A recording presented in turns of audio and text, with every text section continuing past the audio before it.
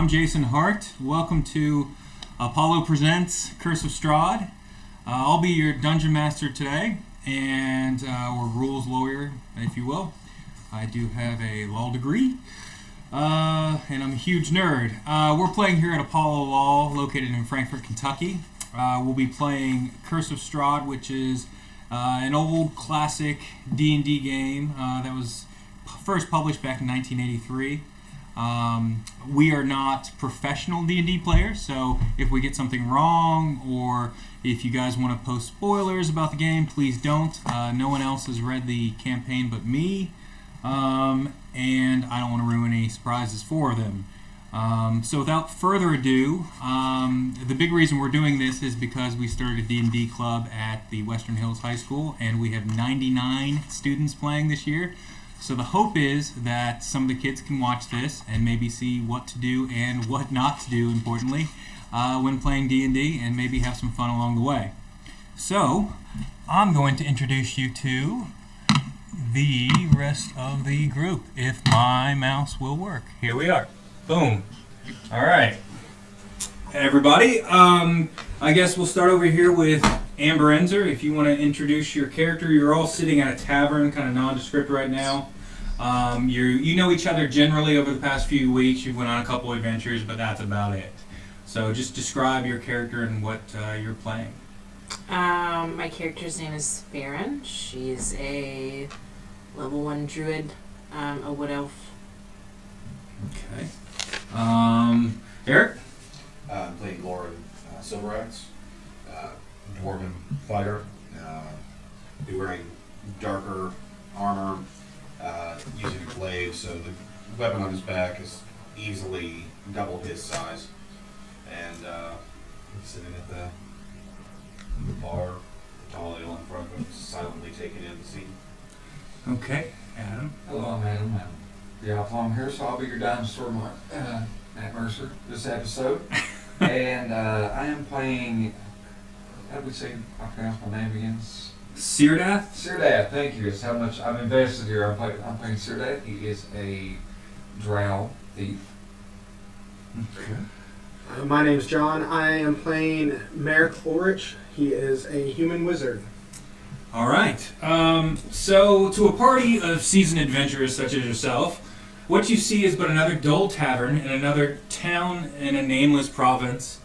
In but another span of time between the challenges of true adventuring. Outside the tavern, a fog lies over the town this evening. The damp cobbled pavement glistens as the lights of the street lanterns dance across the slick stones. The fog chills the bones and shivers the soul to anyone outside. Yet inside the tavern, the food is hearty, it's warm, the ale is frothy, and the fire blazes in the hearth.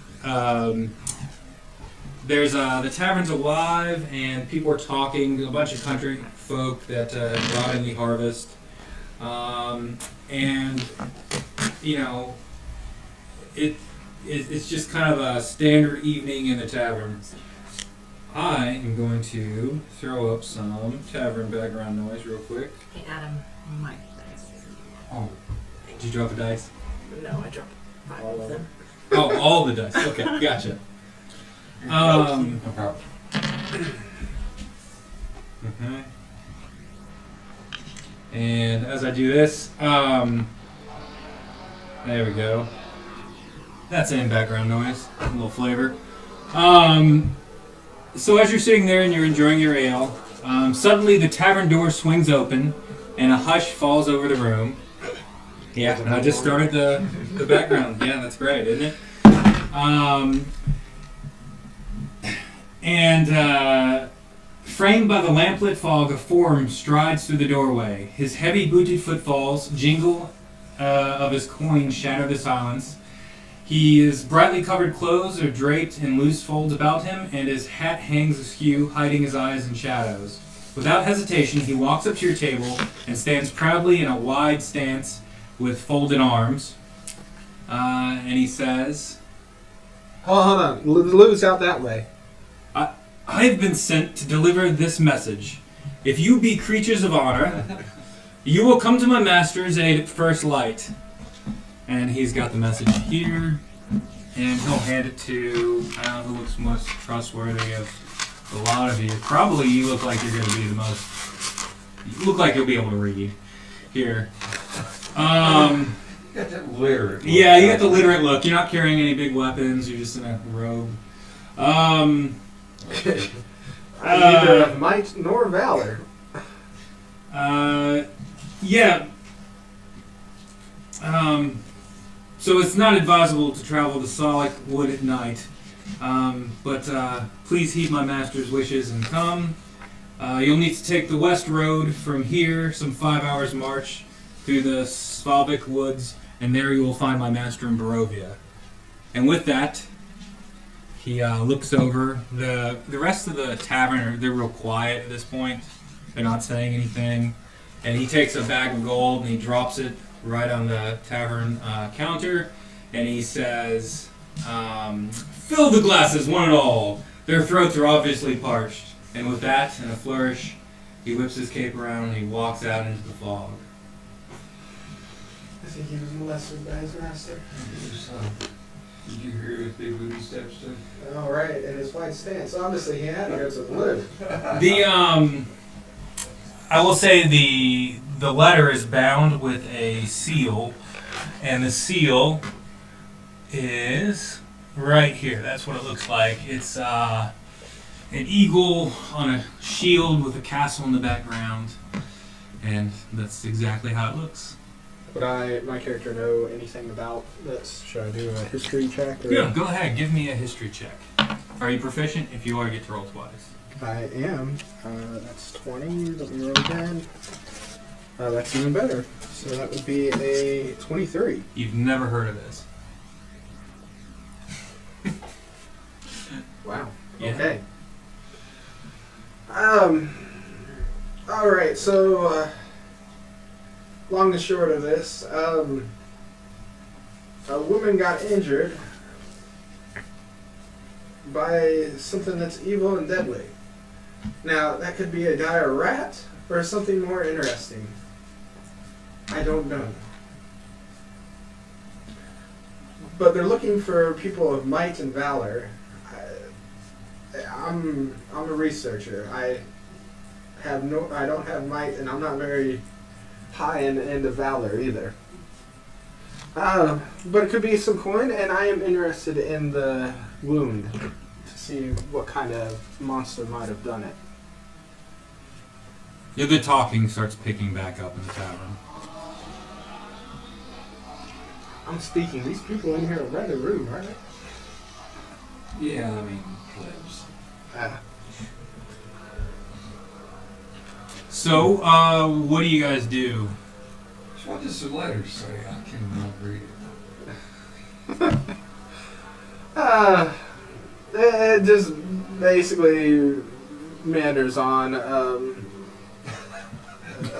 This man rode 5 hours away just to...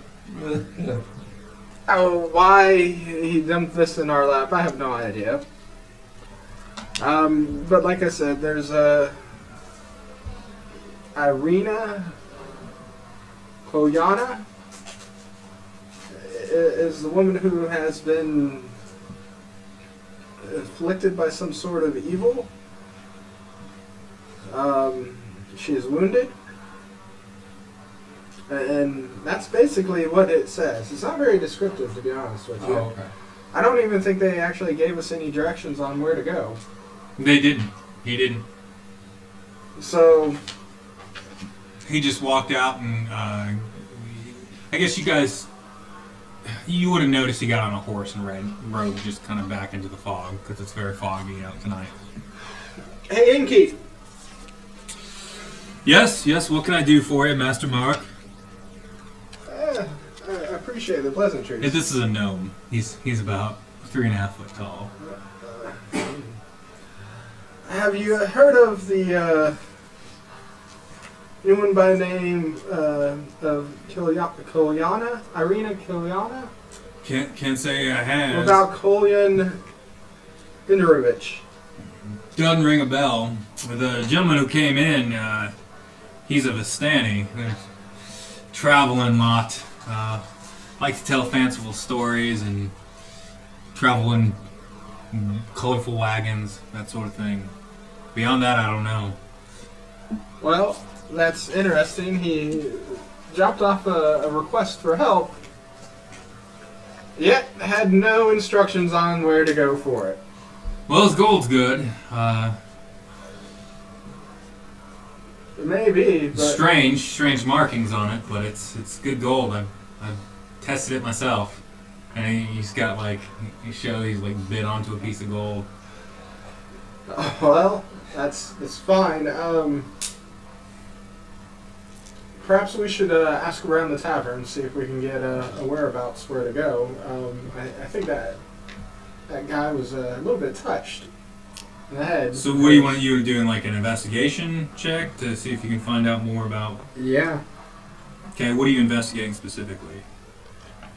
Basically the names on here. That's all we have to go off of. For ascertaining the location. To save time, you've asked people, and nobody else in the tavern. After about 30 minutes of you talking to people and bouncing from table to table, you interrupt a couple people who are out on like their anniversary and that sort of thing, and some people that are just in from the harvest, and nobody knows any of those names or anything like that. Now, didn't he mention when he was orating, everything, you must ride into the forest. We don't advise travel in the middle of the night into the woods. But he said ride into the woods and be welcome in Barovia or something like that. Mm-hmm. Would I recognize the name Barovia? Would I recognize the direction of the woods he was speaking of? You can give me a history check. Apparently, you have to roll incredibly high because. While he's doing it, I actually want to step outside the tavern and see where the horse was of the shoe markings. Okay. You can't recall anything. As you step outside the tavern, I see really good. Syrdath. Yeah, you see really good, but you're walking to see where the horse went. Yeah, if I can see, I want to see if the shoes have a certain mark on it, and if he's saying that you shouldn't travel there at night, then I would assume that he is not traveling there. Are you doing like a survival check to see if you can? Yeah. Okay. Give me a survival check when you go out into the fog. It's real chill and cold, and it just kind of survival. Does that have to be trained? Got +1 in it, so whatever that is. And I wrote a critical failure, so it's a 1. You're looking, and there's just you can't tell. There's hoof prints and cart prints and everything all through there, and I find nothing but piles of horse shit. It's all. And as you're looking at the ground, the fog closes in around you, and you lose consciousness, and that's it. Okay. So what are you guys doing inside? Did I see him go out? You saw him go out, but you didn't see him come back in. He's been out for a couple minutes, maybe. And you did establish we had traveled together before. You have traveled. You guys have been adventuring before, for a few weeks at least. So knowing he's the shifty one out of all of us, and that if he was to find something, it would be important. Yeah. And he didn't come back in, so I'm going to go out. Okay. As you go, shifty in a bad way. I mean, like if you vanish, there's a reason. Yeah. you go out and you look. Give me a perception check. My pass was 14 if that helps. So 19 attack. 19. You get out there and you the fog's really thick and it's really cold and it's surrounding you, and you see on the ground kind of an imprint that looks like someone may have fallen into it, but there's no one there. And then the fog encircles you. You fall over and you're down. I have like a list of forming questions in my brain. Start sweating. Am I allowed to ask those at any point, or should I just sit? Say what you're doing. What do you guys do? You guys are in. These two have not come back into the inn for several minutes. How does spellcasting work? You can cast a spell as an action. So are there any animals outside of this tavern? You can go look. Okay, You're so welcome can to I go look. outside and look for animals? You go outside and you look for animals. Give me a perception check. What's that mean? Roll your perception. Which is what? Listed down It's there. alphabetized on that character sheet. Right here. Yep. And that And you're proficient, so you can roll 2d20s. Yeah. So I roll what? 27. Yeah. Is that this one? While all this is going on, I sit back down and get back into my notes and Or notes. just roll d20. 10 plus that perception. Where is everybody? 10 plus 5, 15. 15. Okay, you get out there and you notice it looks like almost in the same spot. There, it looks like two. There's one kind of medium-sized creature, like outline, kind of like a mud angel, and then there's a little like thicker mud angel spot in the road.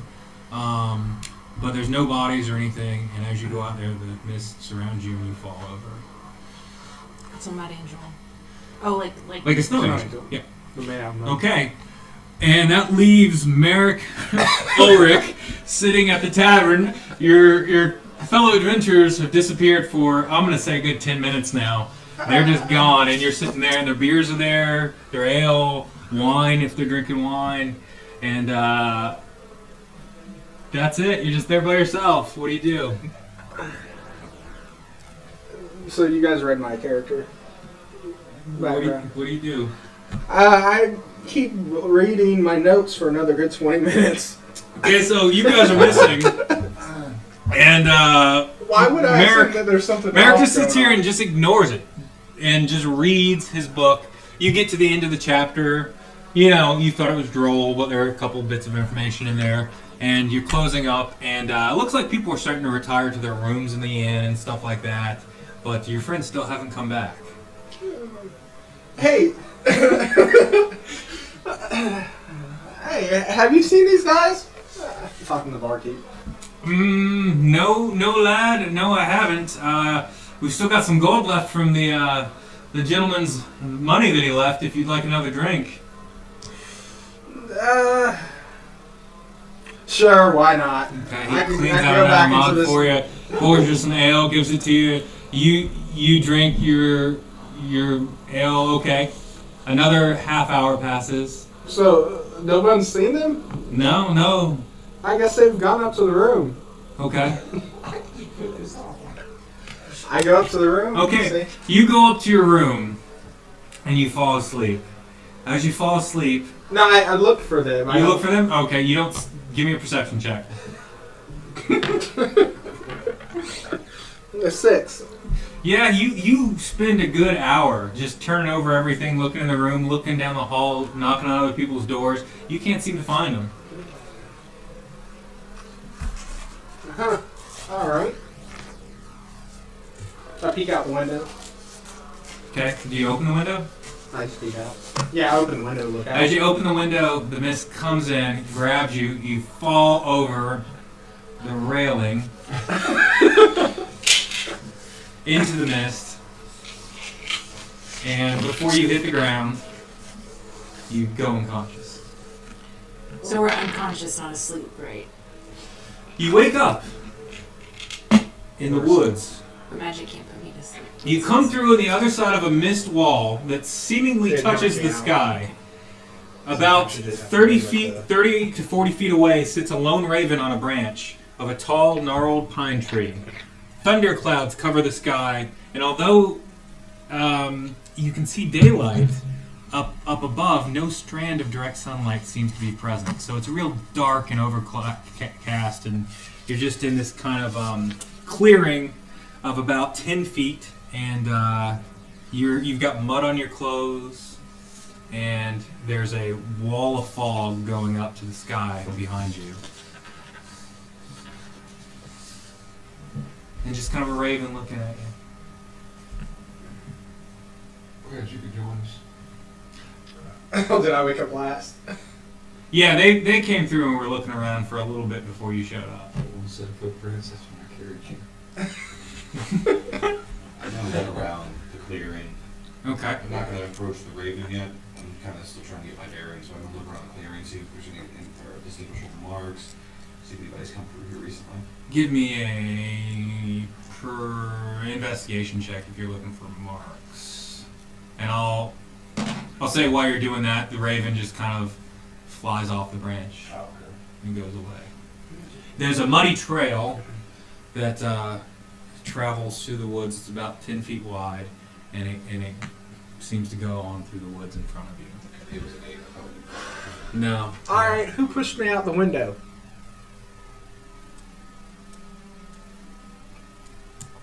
The mist probably took you to get to us. I probably deserved it. For not coming to find us. What do you mean? I was looking for you guys. I searched upstairs for an hour, at least. Where'd you guys... Did you guys not go to sleep, or... I'm all sorts of confused right now. I'm covered in mud and horsemen there in the forest. The forest is strangely quiet. Like, you don't hear any other animals. You said it's dark.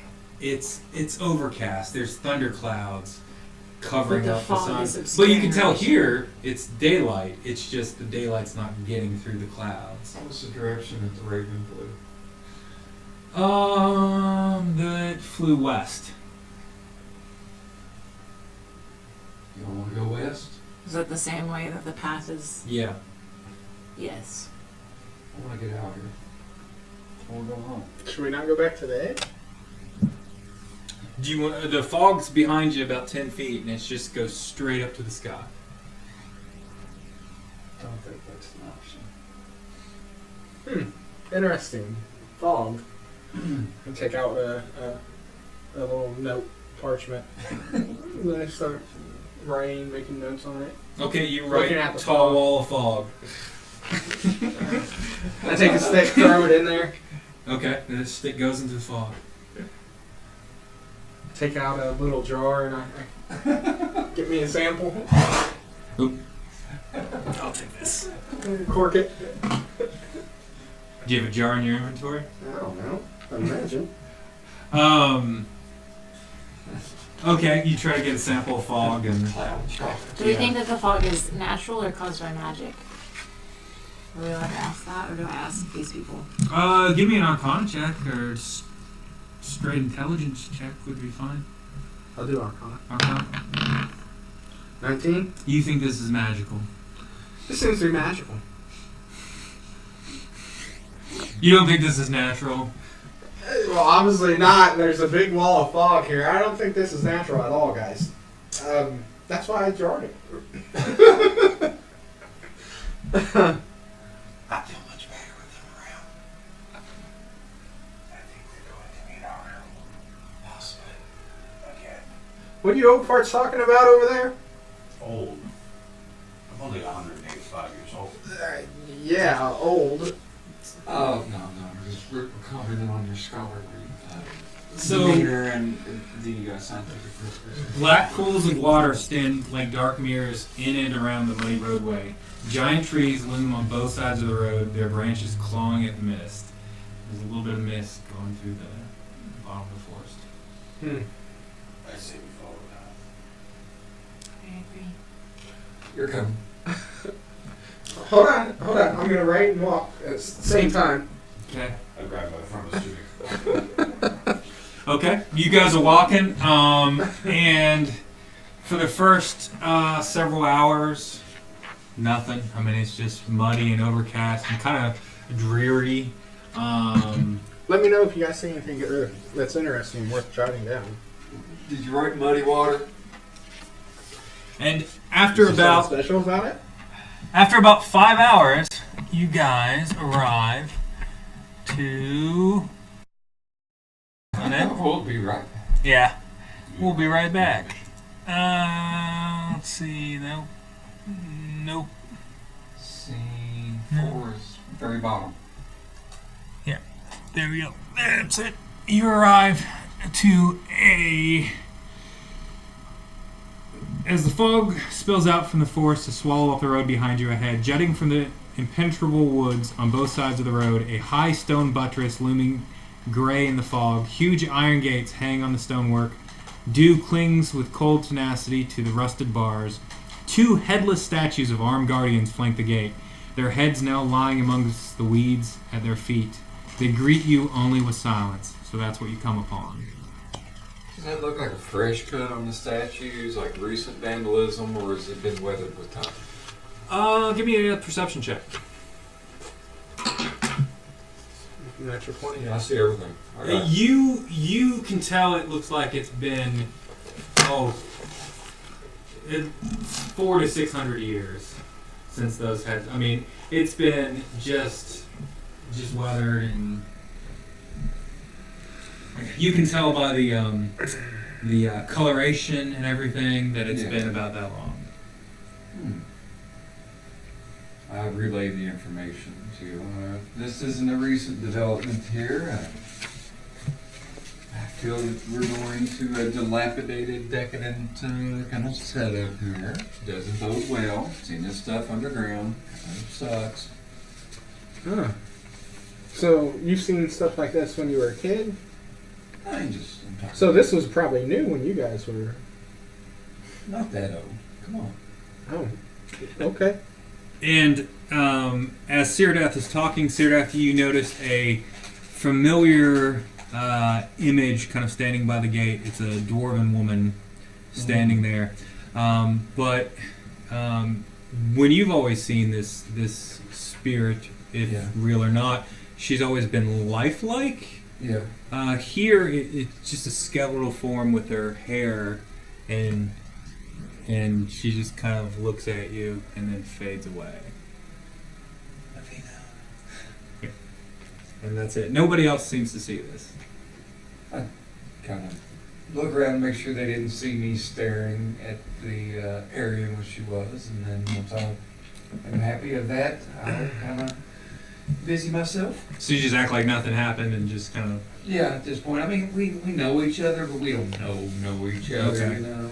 Okay, so what do you guys do? Does anyone know where we're at, by the way? Is there any signs?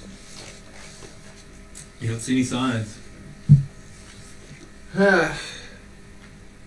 Well, shall we go knock and introduce ourselves? Okay, so as you're just walking up to the gate, John? I asked these people. Marick? I'll follow him. Okay. Marick and Glorin head towards the gates, and as you do, they... Hold on. Let me get my stuff up. Okay. They swing open as you approach on screeching hinges. It just loud screech as they open, and it takes a couple seconds for them to open all the way, and they're just fully open to you. I know a spell that could help that. Did you do that? No, I did not. Are you guys following, or are you just standing there watching them as they go? Obviously, someone's kind enough to let us in. Okay. Sounds like they have a That's your name again. Farron.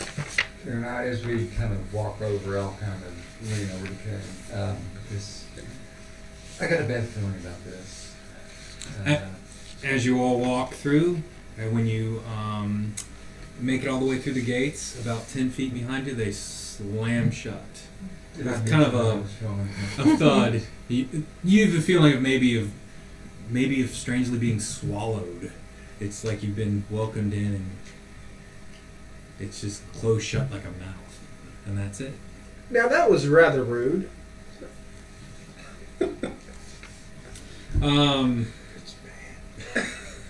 Yeah. So from here, the road continues. It winds a little bit. I assume you guys keep going down it. Should we prepare ourselves for some hostilities? I've Just been in walking case. with my glaive out like a walking stick the whole time. So Towering trees whose tops are lost in the heavy gray mist block out all but the death gray light. The tree trunks are unnaturally close to one another, and the woods have the silence of a forgotten grave, yet exude the feeling of an unvoiced scream.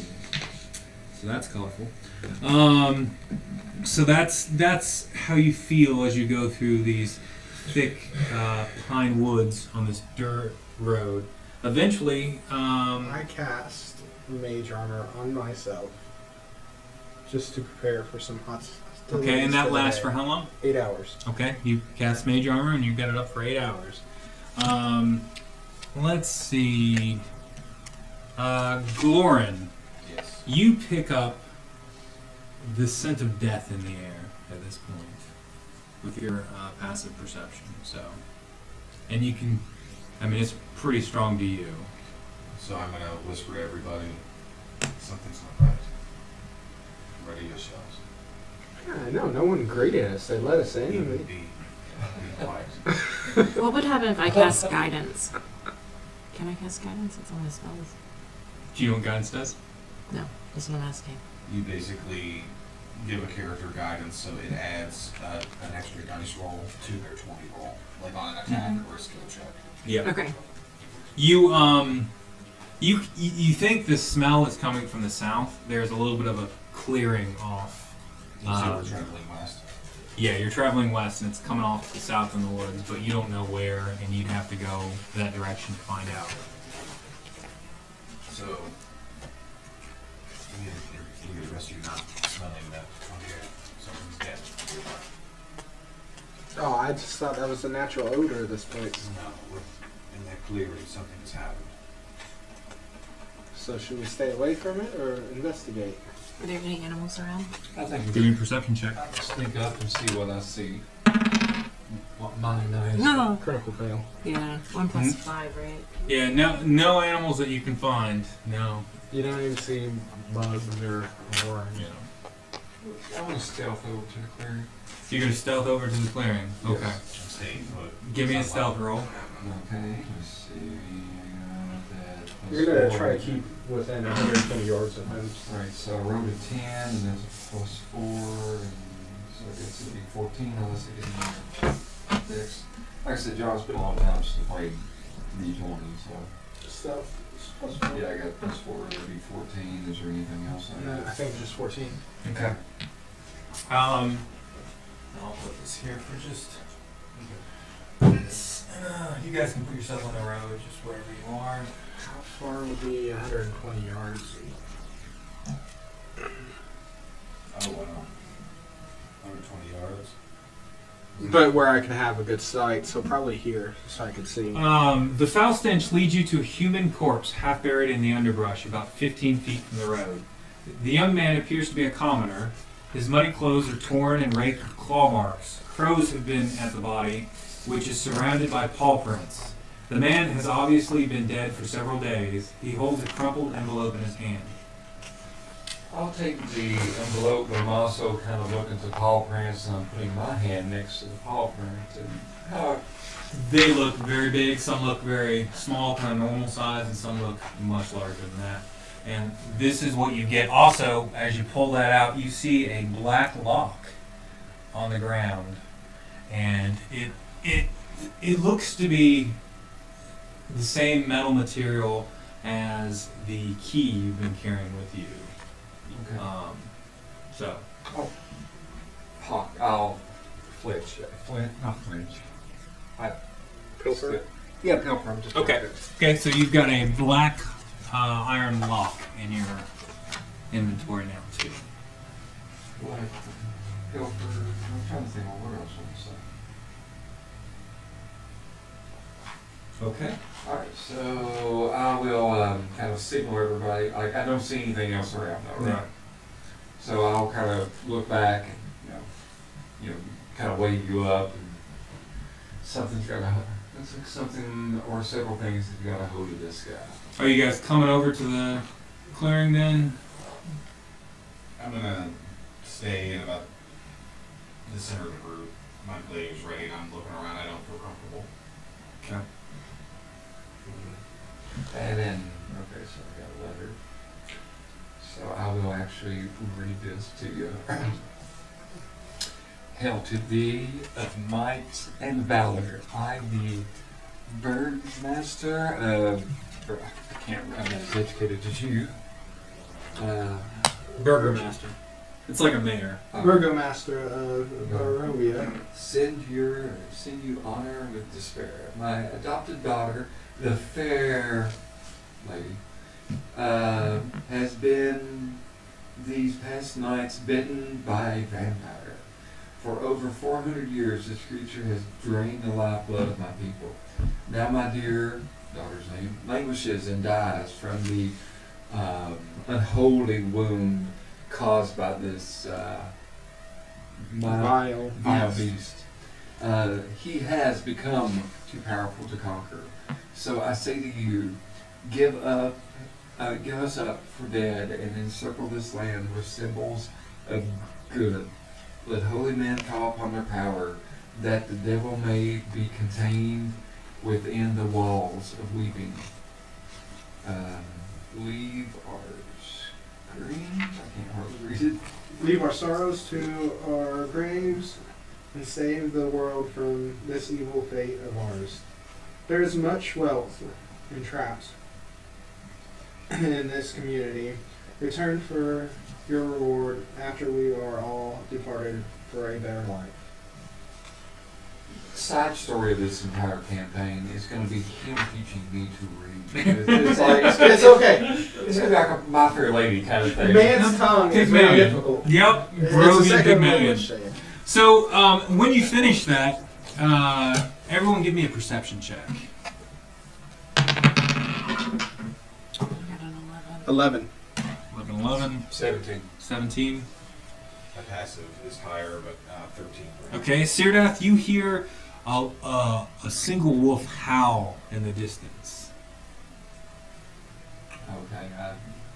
Go ahead and bring up my crossbow as I get a cramp in my leg. Okay. And I will alert the rest of the party. Like, shh.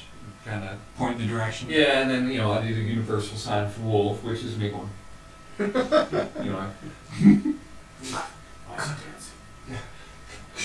He comes in the grand trap. After a few more moments, you I hear look another for- wolf join in. I look around. And Is there everyone hears it. any place for shelter or cover? No, it's just the forest and yeah. Can we go in through some gates? Oh, that's a while back. Oh. I'm going to start scaring up a tree. Okay, give me a climb check. Everyone's got a round to do something. Alright, where is climb? Is that athletics? Would that just be dex? I think it's Acrobatics? Probably not great. I rolled a 7. Acrobatics, it'd be. give me your acrobatics. 11. Yeah, it'd be 11. You make it about 5 feet up a tree. And you get some branches and stuff. It's an old gnarled pine, so you get pine needles all over you and then some sap. But you made it a fair bit. What are you doing? He's climbing up a tree. How many? Is it a pack of wolves or just 2? You've heard 2. You're hearing more kind of like join in the forest, and it sounds like they're getting closer. What I'll are do you the doing? same thing. I'll climb the tree. You're gonna try to climb a tree. Okay. Ah. That would be a 7 acrobatics. I'm gonna climb the tree too. I would leave the dwarf on the ground to see how it. Okay. Yeah. Yeah. I'm not very useful. And what are you doing? Climbing a tree. Okay. Everyone's climbing a tree. What'd you get? Oh, what do I roll? Roll an acrobatics. Yeah. Which is still this dice? Mhm. It's a 6. It's a 9. Oh, it's a 9 plus 3. Okay. Yeah. You make it about 5 or 6 feet up a pine tree. So we're all about 5 feet? Yeah, you're all about 5 feet up in a tree. So, I mean, can I jump further if that's on my spell list? up in a tree, up in a tree, and just a dwarf sitting there by himself. So, and everybody roll initiative as these giant, kind of dire-looking wolves come out of the For forest. my action, since I didn't Yeah. climb a tree, I'm going to use the ready action. If they come within 10 feet of me, I'm going to smack one. Gotcha. Is it just 2 of them? No. And I'll put a third. This is direwolf too. I just have a wolf one. So, sorry. 17 plus what? What are we doing? Initiative. Is there any That's a modifier to three. the initiative? Yeah, so I got a 11. I got a 20. So, hold up. Okay, so 20 is Farron. And then who got after 20? Next highest? I got 11. 11. If we can isolate one of Laura. those guys, I could talk to them. Who got under 11? I got 10. 10 is Syrdath. And then you got a 9? 3. 3. No, 3 is Glorin. Okay. And then I will roll for this one. You got better. Okay. And then, Penalty box. okay. So, all right. Farron, you get to, Farron, you get to go first. Go what? To attack, do whatever you want. You've got an action, movement, and you've got a bonus action. So, there's 3 things you can do in a turn. So, Do they look like they're gonna attack us? Am I allowed to ask that? they do look like they're coming to. They look pretty fierce creatures. Okay, so can I attack? Some of them even have like blood on their face. I just see this scene in my head, and my dwarf sitting there like Yeah. looking down, and then I look to my left and my right, and everybody's climbing trees. And I'm like, okay, I guess this is what's gonna happen now. Yep. This is the last time we ever heard from Glory. Will fire kill them? I don't know. Maybe you want to give it a shot. Yeah, can I cast a spell? I mean, I can put it out away right away. What kind of spell are you casting? I don't know. I could do fairy fire. Fairy fire doesn't really do that. Okay, so can I just attack them then, like with a? Would you have a range weapon, I assume? Are these the weapons that I have in my possession, or just weapons that I can carry? That's the question I had. Okay. So yeah, here are your attacks right here. So you've got a scimitar, and you've What's got the thing with the hook on it. it's a curved blade, A curved blade. and then you can do a thorn whip too if you want to cast that. I'll do this. The scimitar. Okay, you're gonna have to get closer. You've got Get out of the tree. you're gonna have to get out of the tree. So So you're gonna hop out of the You tree. can hold if I cast thorn whip, can I stay in the tree? I don't think you can reach anything with it. Doesn't I've say. got the spell app up right now. Should also have a That's a range. range of 30 feet. Yeah. 30 feet? Yeah, okay, yeah, you can do that. So I'll cast 5, that. 10, 15, 20, yeah, you What do I can. roll? D20 first. 7 plus whatever the. Plus 5. So 12. You miss. It connects to another tree and wraps around. A big thorn whip comes out of your. And you know, you've cast a spell before. Normally it looks like a big, healthy green thorn whip. This one's kind of black and decayed looking when you cast it, which is kind of weird.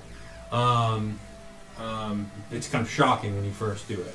And that's it, you miss. So you can still move if you can try to go higher in the tree, or you can fall out of the tree, whatever you want to do. We'll try to go higher in the tree. Okay, give me another athletics.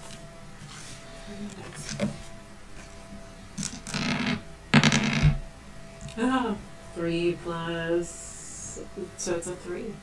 So you fall out of the tree, and you take, 5 feet. yeah, you take, nah, You got a bruised bone. you take a point of damage for falling out of the tree. On my HP. Yeah, so you're down to 7.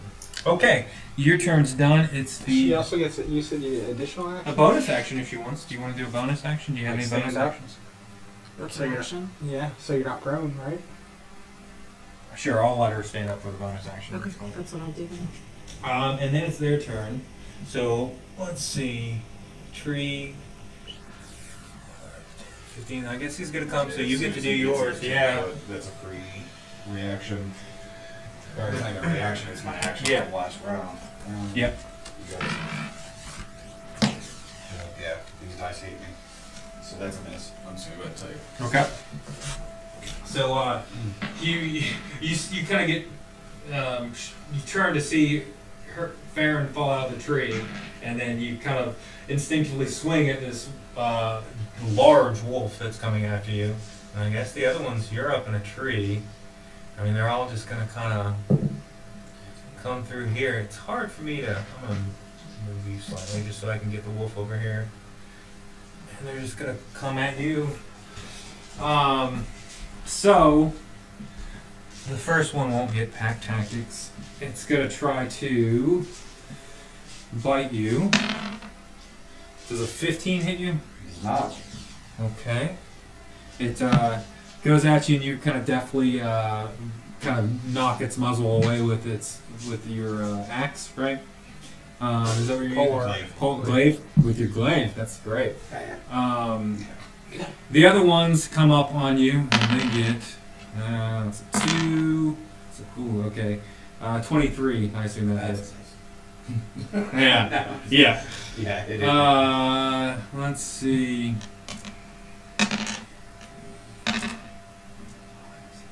It's 8 points of damage as it bites into your leg. And give me a strength saving throw. 14. 14. Okay, you keep yourself from getting knocked over and falling prone as it bites into your leg and just kind of shakes it. And yeah, the other one misses.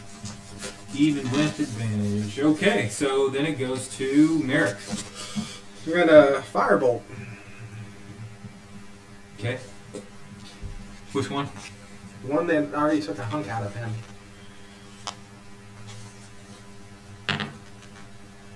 Oof, that was almost a natural 20. 13. 13. Misses. Yeah, just misses. It just hits the ground right next, and just all the dampness and stuff absorbs the heat. Okay. So for the bonus action, can I attack again? Yeah, you can't. You can cast a cantrip. You can't cast another spell again. That's a cantrip. No, I don't think you can cast 2 cantrips. Depends on the spell. Yeah. It uses a bonus action to cast. Yeah, I guess you could find something you can use with a bonus action on. What do you want to cast? Firebolt again. Fireball, you can't cast an entire action. Yeah. One action. No, my stuff costs 1 action, so. You just want to stay in the tree, or? I'll climb up higher. Okay. Well, actually, no, I'm good there. If they're not coming, do I think they can reach me? They look pretty big. I better climb up higher. Hey, this is a good spot for a wizard. I'm just saying. All right, that is a 11. You managed to get a few feet more up in the tree, so you're about 7 feet up now. Oh, okay. Okay. Let's see. We're at Syrdath. Alright, so let's try this out. I was wondering, if I see a sneak attack anyway, and it says, okay, so once per turn, you can deal an extra d6 to hit a creature with an attack. If you finish the range weapon, if you have an advantage on the attack roll. Yep. So, mechanically speaking, does that mean that I can attack and then attack? Or just, like, it's just a sneak attack?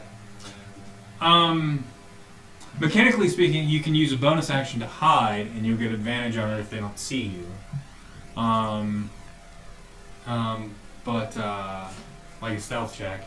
I mean, you don't know if they see you or not. That's right. I can't leave him down there alone, so I'm gonna shoot one with my crossbow. Okay. So Do you get advantage if you're engaged in combat? Not with ranged weapons. Yeah. well, if that's the case, Well, then he gets advantage, but no sneak attack. Yeah. could it be? Would you call it a sneak attack if I actually jump out of the tree with the sword? No, they know you're there. No, sneak attack is if you have advantage on the roll. Yeah, you gotta have Okay. advantage on it. There's certain conditions to it. Okay. Yeah. Trust me, I've. I'll just go ahead and do the shot then. That sounds like the easy way to do it. I rolled a 14 plus. So here. uh, I think, right? Short bow plus 4, so 18. You sink right into the hindquarters of one of the 6 wolves. plus 2. Mm-hmm. I love this little thing. Alright, so it'd be 8. 8 damage. Okay. Yeah, it's lets out kind of a yelp, and you can see red blood just going down further on the side. Is there a second action like reload, or would I have to wait till next turn?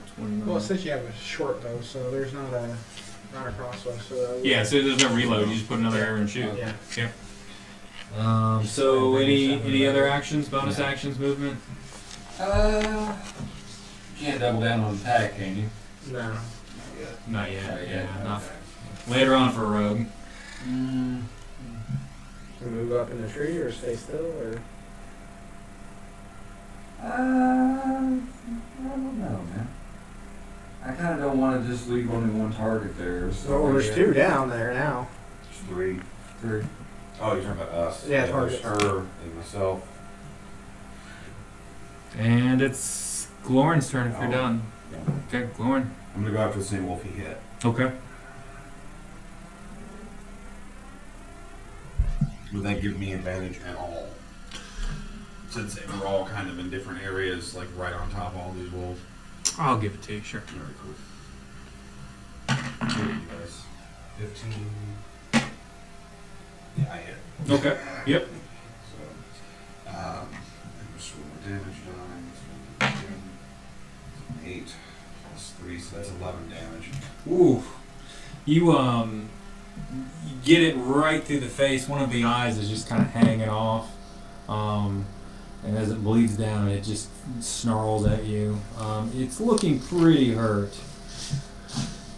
And then I'm going to try to move to where I have my... You know what? I'm going to try to climb a tree. I'm going to try to get away. All the trees by you... Well, I guess you can go up the tree. Occupied. Yeah, I guess you could try to go up the tree. Marick? Farron fell down. Yeah. Well, no, you know what? I'm going to get in between her and the wolves. Ooh. Okay. So, you're kind of... Yeah, I'm going to stay within their attack reach, Yeah. but Right I'm just there? going to kind of get Okay. over where she's at and Okay. get in between her and them. Okay. It's part of my character. As you step closer into the forest, all the wolves' eyes look right on you. And top of the round, Farron. And as it gets to this part of the, it's been about 6 seconds, you hear in the distance more howls.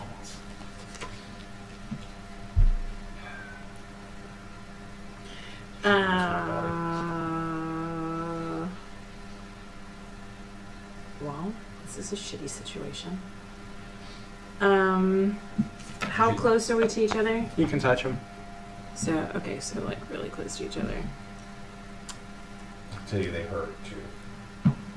If that had hit any of the rest of you, I think you'd been down. Yeah, I would have. Except for him. He'd have. 13 armor class. He'd be living on a prayer right now. I guess I'm gonna attack because any Okay. spell that I could cast would damage the people around me. I've looked. You use your scimitar and attack one? Yeah. Okay, you attack the one that's already been hurt? Yes. Okay, swing it. I'll give you advantage. Is that rolling this? Yes. Okay. You roll it again because you have advantage and you take the higher of the two. 17. Yeah, you hit it. You catch it right across the neck. Probably a D6. This should be on your front page, the damage. 1d6 plus 3 slashing. Yep, so roll a D6. Is that... Regular dice. 6-sided die. Oh. Yeah. Whoops. Oh, 5, so 8 8. 8 damage. It's hanging in there. It's still up. Mm-hmm. Yeah, These it's things over there looking like a Quasimodo. I could have a crack kicked out of him. so it's their turn. After you just hit it, it's gonna reach over and try to bite you, Farron.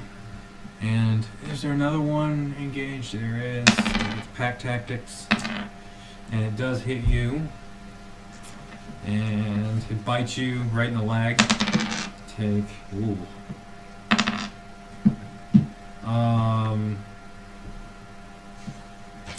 11, 16. You're down to I'm 0. dead. You're not dead. You're down No. to 0. It drops you, just mauls right into your side, and just you're bleeding everywhere. So and I'm you not fall dead, over. though? No, you'll make death saving throws after this. There's a There's different one. levels of dead. Yeah. Okay. So you're just down on the ground bleeding out, basically, at this point. And the other one is going to... Everyone else is still up in the trees, except for you. So it's going to go after you. That's a miss. The other one's going to go... That's a hit. And then you have to find new party members. 9 points. Are you down? I'm down. Yep. They both fall down. Oh shit. Put that ad in Craigslist. So, Marick's turn. Marick's turn. Hey, Syrdath, throw that note on the ground. I don't know if they smell if they were sent specifically after that guy or not, but throw it down on the ground and see if they follow it. And the wolves, as they dropped, they don't keep attacking. They just look up into the trees right at you guys. All of them. Kind of simultaneously. All their heads just tilt up. I shoot the one that was already hurt, or try to. Fireball. Ah.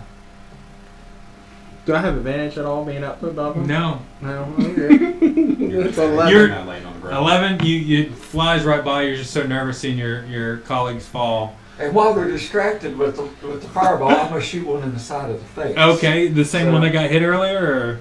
You know what? Yeah, Okay. It seems like we should them the numbers. So that's a natural 20. Okay, yeah, you definitely hit. What's the, D6 plus 2. is there a multiplier on that? There is. The bow? Sean, wiggle the mouse. Oh, It's a crit. Plus 4. Yeah. Yeah, it's a crit, and then Yeah. it was plus 4, so then 24. Okay, so you double the dice. So it's like 2d6 then, 72, 1, 3 plus 7. What would it be? Plus 2 for Pearson, I guess. Oh yeah. Yeah. So 5? Yeah.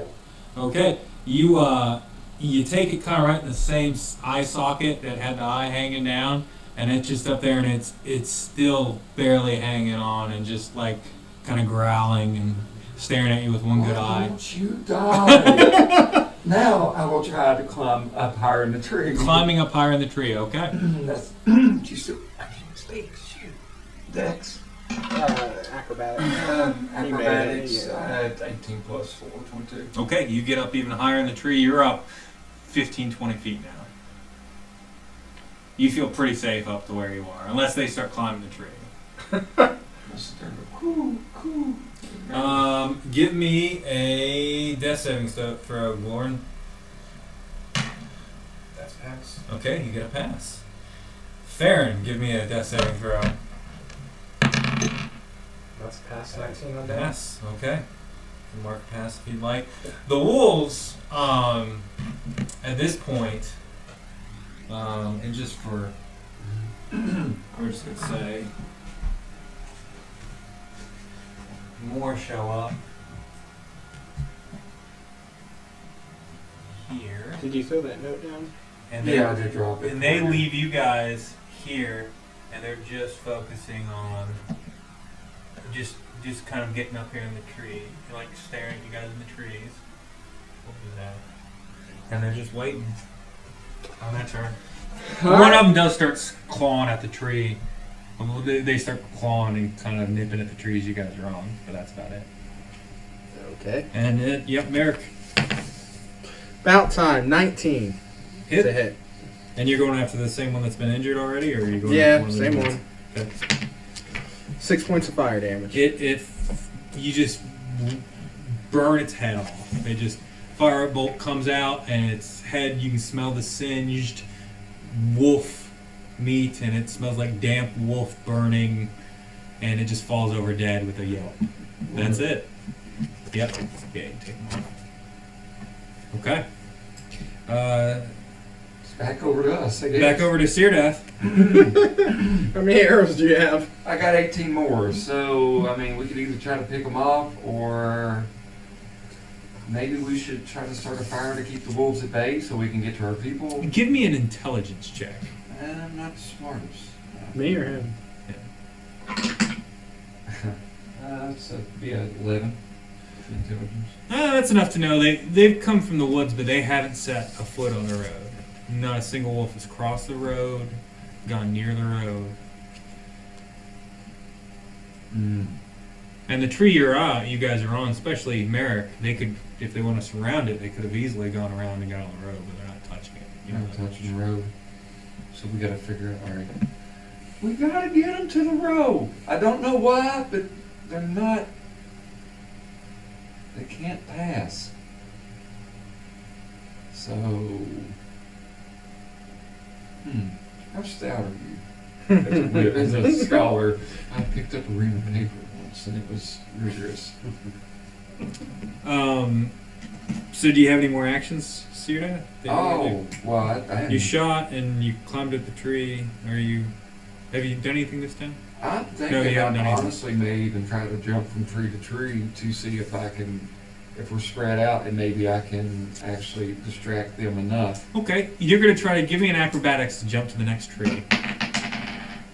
That'd be with acrobatics about 20. 20. Yeah, you jump to the next tree and you nimbly land on the branch. And the next one, it catches your weight, cracks a little bit, but you're there. Yep. In fact, I'm going to say I even went forward. You went forward in. They really start gathering around that tree you went under. You went on that way. Like they just start surrounding it. And I need another death saving throw from Glorin. Fail. Okay. And Farron. Death saving. Mm-hmm. Fail, I Fail. Okay. Anything 10 or higher is pass. And Alright. The wolves. The wolves Three just strikes surround are your out. tree at this point. They just 3 surround it and successes. start You clawing stand at it. So, And the tree looks like it's taking some damage, like it's starting to crack and splinter at the bottom. alright, so what I'm going to do is I can cast Minor Illusion. Can I make it look like they're on the road?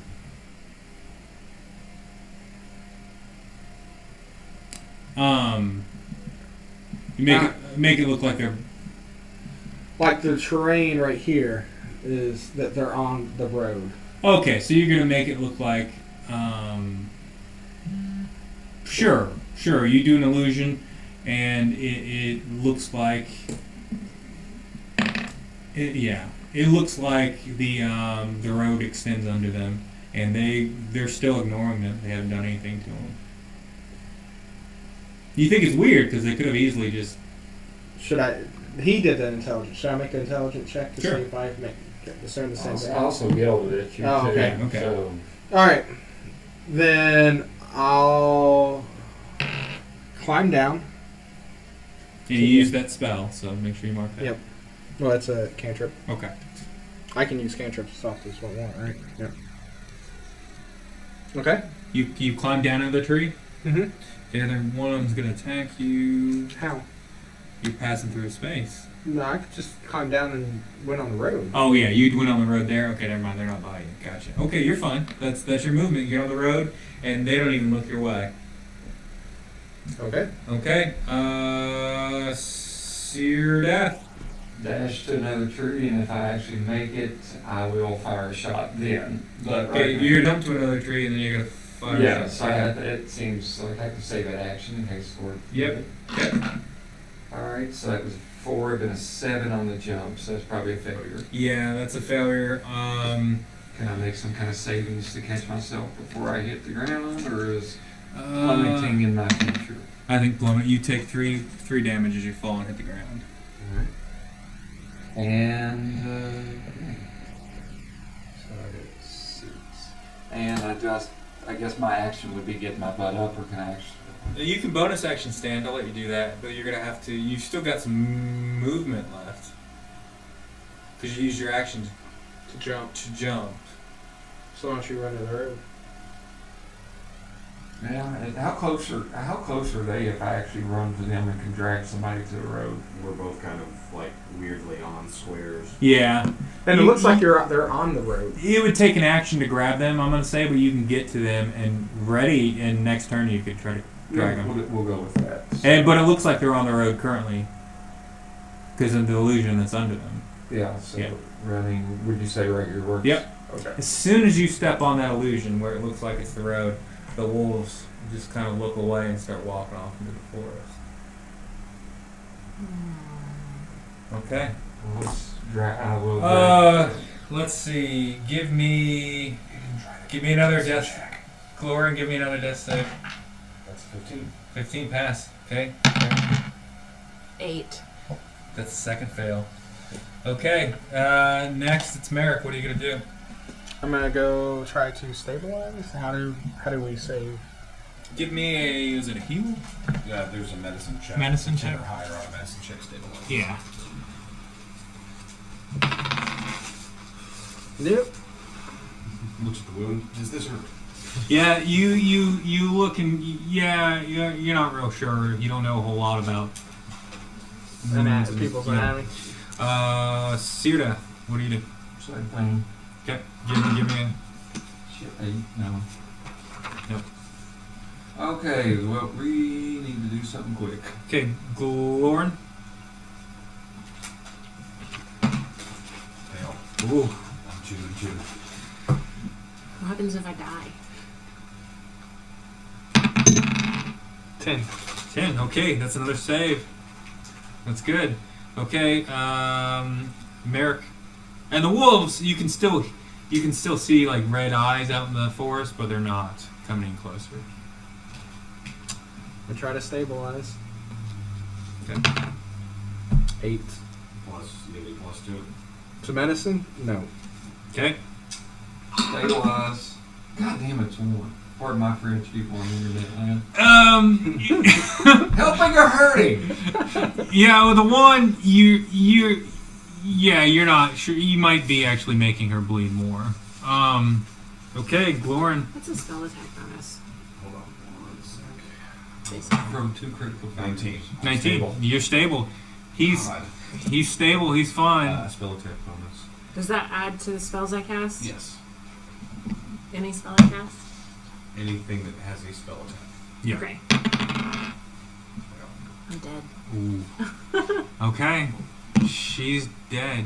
Yeah. Does it mean I can go get food? I'm not giving up on you. So that's what happened. We're out of initiative now. That's the last of her. She takes a final breath. Nothing we can do. Nothing you can do here. Alright. That's okay. Am I done? You can go get food. We'll make it here. Okay. Anybody want food? I'm good. I got my. Good, thank you. Okay. So, you've got a dead colleague here in the woods. And I'm kind of bad about that because I really didn't help. Am I awake now? Mhm. You let me wake up? Mhm. Yeah, I'm going to wake up, I'm guessing at 1. yeah. I'm going to grab her and drag her to the actual road. Okay.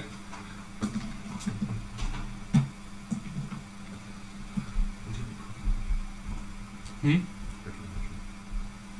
To what? Bathroom? Bathroom? It's back there. Alright, take a quick break then. Yeah, we'll take an intermission. And let's see if I can find the intermission one. Really, it's a tire right now. They killed one of us. We killed one of them. I mean, Well, let me come closer. 2 people fell out of trees. That tree idea was looking pretty good, wasn't it? It was.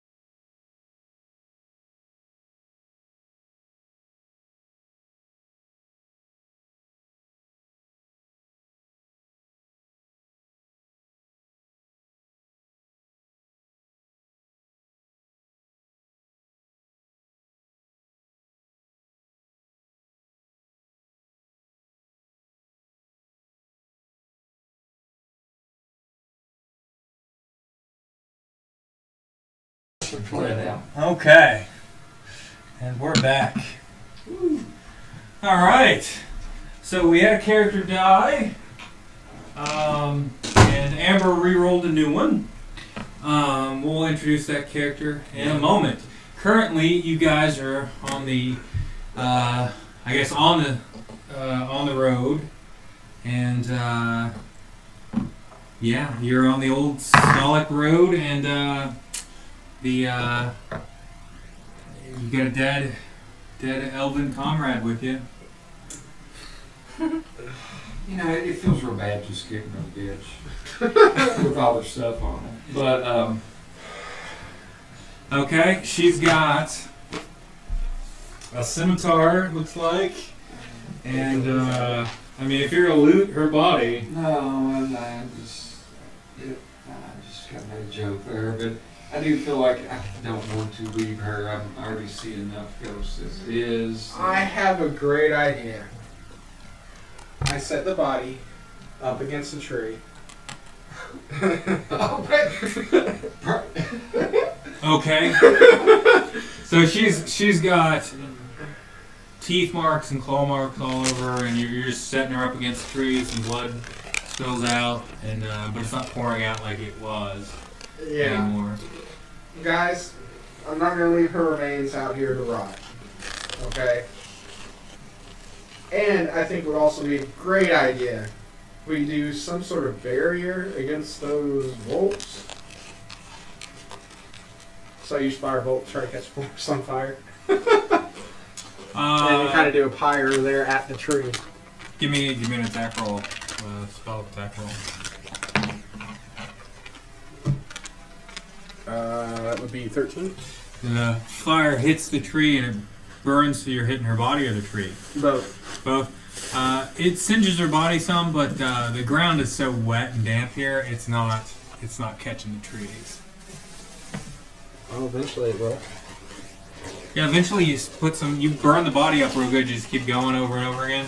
Yeah. Yeah, he's just sitting there and he's just firebolting the body of your dead comrade over and over again. It's better than letting her rot. And the tree's not catching on fire so much, it's burning in places and all that. But it's not like it's going to catch the whole forest on fire. And the body eventually is just bones and the burned equipment. And You do your best. I really feel like you could do, like, what is something that you all, I don't even know, I forget.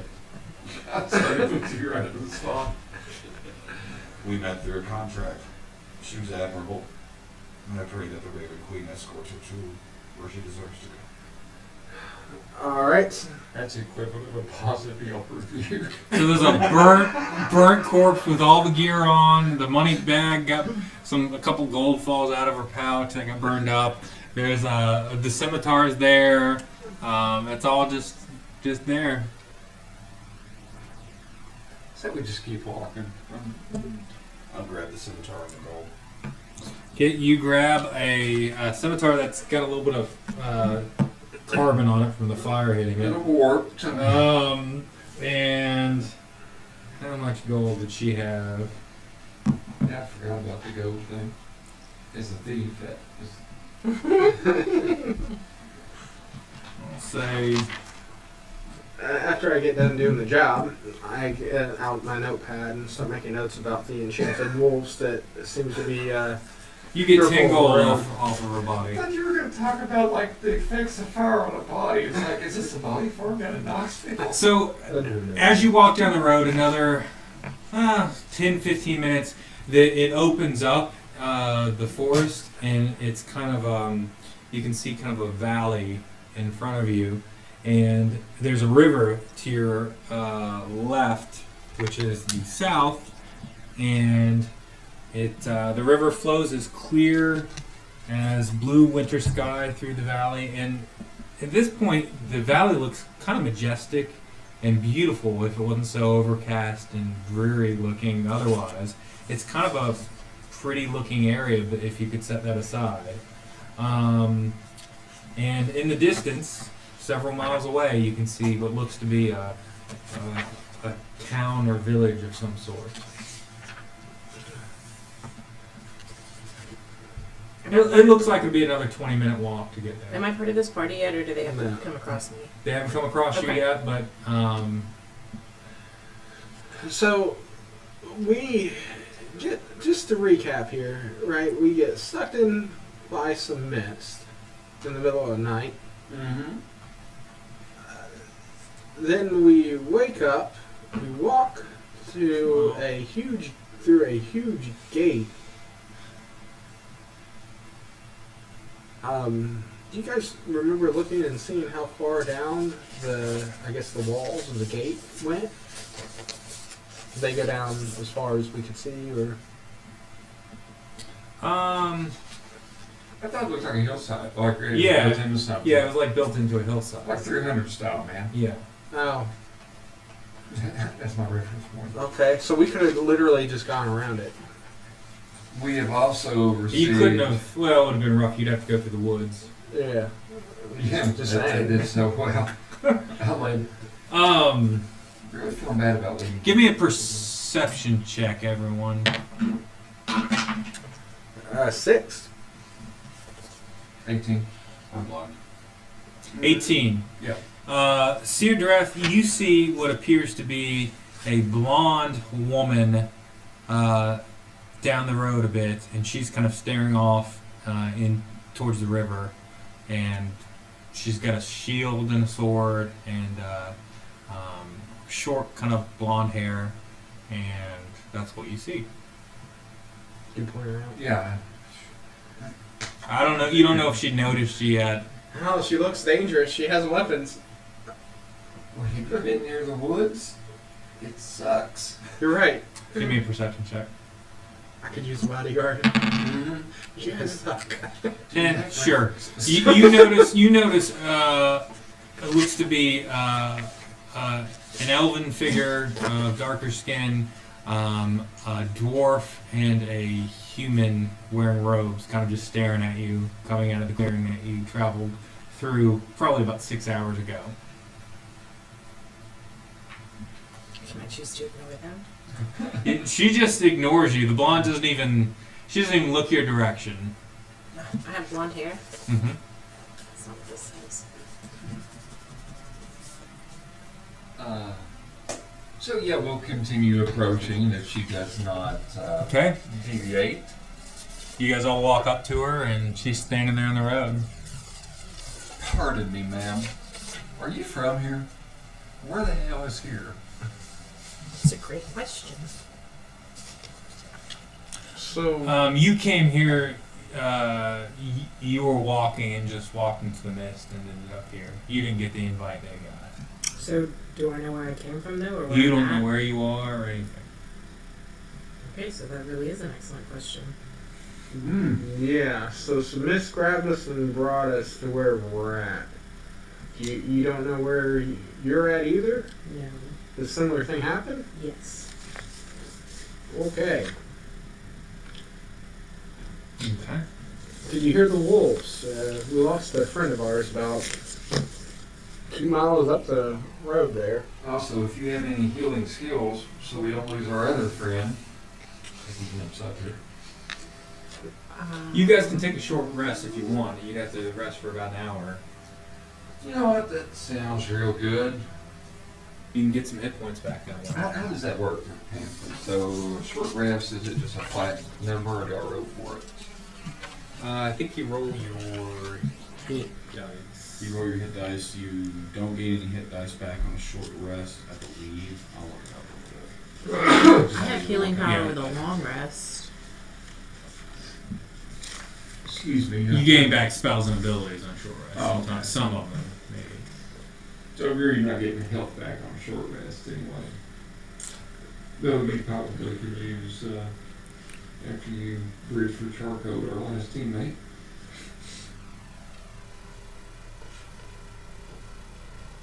Three times per long rest.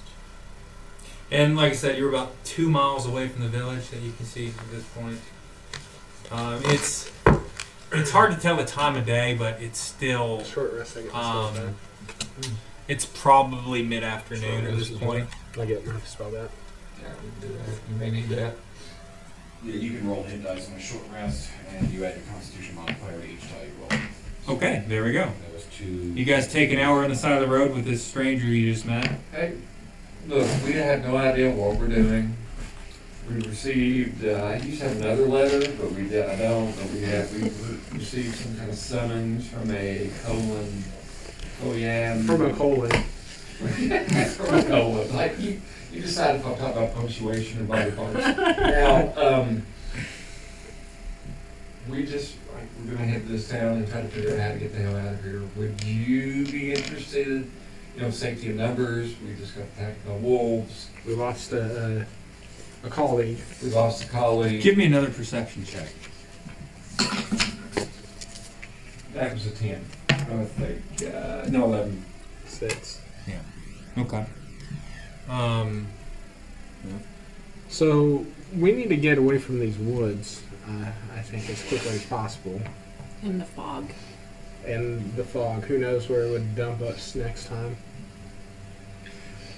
So let's tread lightly to this village. Okay. You guys walk the muddy road towards the village. Tall shapes loom out of the dense fog that surrounds everything in the village. The fog's still there. The muddy ground underfoot gives way to slick, wet cobblestones. The tall shapes become recognizable as village dwellings. They look not well kept. The windows of each house stare out of pools of blackness. No sound cuts the silence except for a mournful sobbing that echoes through the streets from a distance, and it's a ways off, but you can hear this just mournful sobbing kind of echo, and you can't really make out words or anything like that, but it just sounds awful despair. And as you're going into the village, you see two children, one taller than the other, standing out in front of a kind of a stately manor house. And Hey, lads! Lads! are you just gonna walk up to him? Yeah. Okay. The gravel road leads to it's a tall houses and dark tombs. Darkest tombstones. The big black houses nestled amongst these solemn dwellings are a handful of closed-up shops. Even the tavern is shut tight.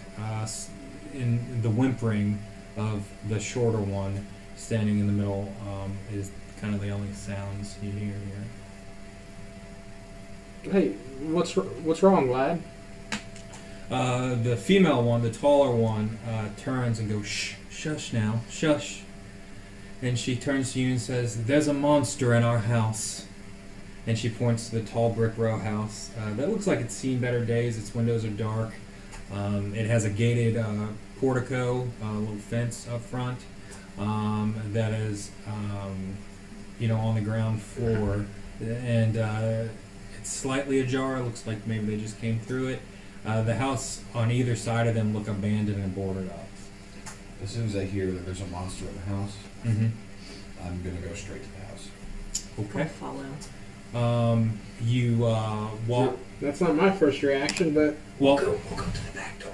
okay. Can you guys get your characters off this, and I'll Alright. start going to the map. I've got Jim Morrison saying backdoor man in my head. It says I have vehicles under tools. Do I have them on me? Or just vehicles? No, I think you just ride. Oh, the whole board. Yeah, I'm gonna take the whole board off, and I've got some drawn stuff here. So, who's going in? I haven't gone in yet. I'm just going back. Approaching. We do. You like me out of one? Okay. No, it's fine. Okay, so here's the door, and so you're going through the gate, and Where am I? I need a paladin for you. You see where they take the TVs and go into the tables so you can actually have a map on there. Oh, that's cool. Sorry, one moment. I've got a pool table in my house. If I ever had like a normal group, I was going to do something like that with it. Jason's got a big gaming table at my house in my Lego room. So, for these purposes, you're going to be this lady with a gun too, but we'll just That's you. She's got a sword. The other ones were in bikinis. I'm sorry. That's the best one I got. Okay. And you guys are kind of off in the back. And I will put the children out here with you. Where's your parents? Okay. Our parents are Gustav and Elizabeth Durst, and they keep the monster trapped in the basement. What kind of monster is it? I don't know what it looks like, but we hear the terrible howls. Where are we? What's the name of this town? Do you know? This village. You're in Barovia. Our baby brother Walter is upstairs on the 3rd floor. Thank you for helping us. And the little boy is holding kind of a teddy bear under his arm. That's it. Okay, so actions, divine sense. I can't do that. Can I do that on command, or how does that work? Divine sense. Does it detect good and evil of individual characters, or just of like, hey, there's good here or there's evil here? Look it up. He doesn't know. That's why I said look it up. I figured.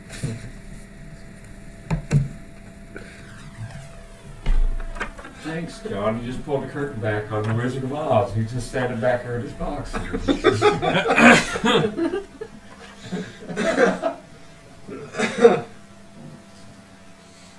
And so you guys go through the gate. Well, you two are going through the gate, right? What Yeah. about other people in the village? Nobody else is out on the street. Is there anybody else Are in you town open that the can help door? you? I'm gonna listen and slowly open the door. Give me a after I perception listen. check. 13, 17. You don't hear anything on the inside, and let's see. As you open the door, it's unlocked. It opens up into a. I assume it's been longer than the 8 hours, so I recast nature armor Opens up myself. into a little foyer entry, and then That's how you say. that opens up into a wide hall area which runs the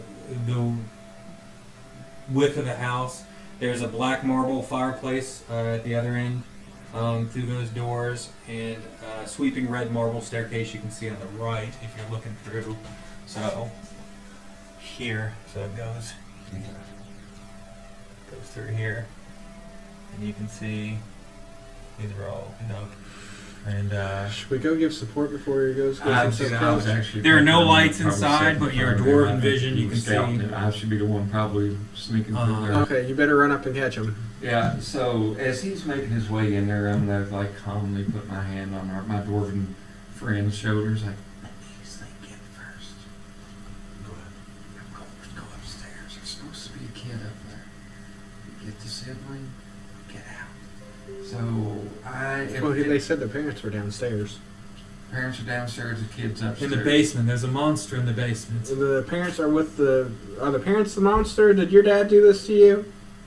No. Did your mom? They keep the monster locked in there, and we ran out. Why would they keep a monster locked in the basement? I don't. We've been in our room. We just hear it howling. They keep a pet wolf in the basement. That means the parents are still in the house, though. We'll Gi- go get. Give me a perception check of the room you're in. So we would both of us do that. Sounds 24. Are you in there? Can you put yourself in there? Yeah, I'm sorry. Where am I? Which one are that you? one. Yeah. Okay. So. What'd you get? Natural Natural 20. 20. Natural 20. So, the wood panel walls are ornately sculpted with images of vines, flowers, nymphs, satyrs. So you're looking around and you're looking at the paneling, and the serpents and you see serpents and skulls inconspicuously woven into the designs. So it's just like it looks real nice and kind of normal. And then all of a sudden there's snakes and skulls kind of put in the designs too. It's very clean and neat in this room. In front of you there are doors, of course. right there and there. Yep. And then there you can see kind of the door over there and the stairs going up. Is it a large house? It's a 3-story house with an attic. So, pretty large. It's a manor house. The other houses on the other side of it look boarded up and beaten down. But the inside of this looks quite nice. So I can sneak around here and try if we can get the kid. The parents are obviously going to screw it up, and you want me to sneak and figure out what the parents are and watch what they're doing before we decide what we're doing. I need direction. Do you guys know anybody else here in town? Is this Durst Manor? Mm-hmm. So that's what the house looks like from the outside. How old do these kids look? One maybe 5 or 6. The other one maybe a little bit older, 10 or 11. Okay, so the 11-year-old, I'm asking.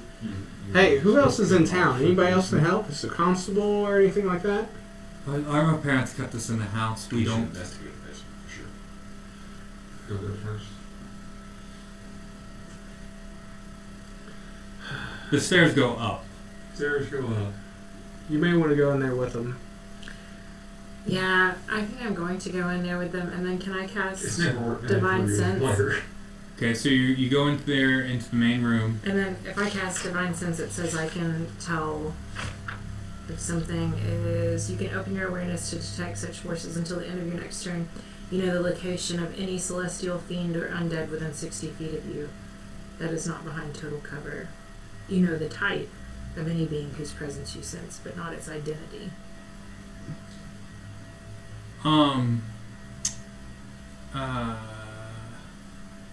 Within 60 feet, does it go through walls and everything too? It doesn't say. No.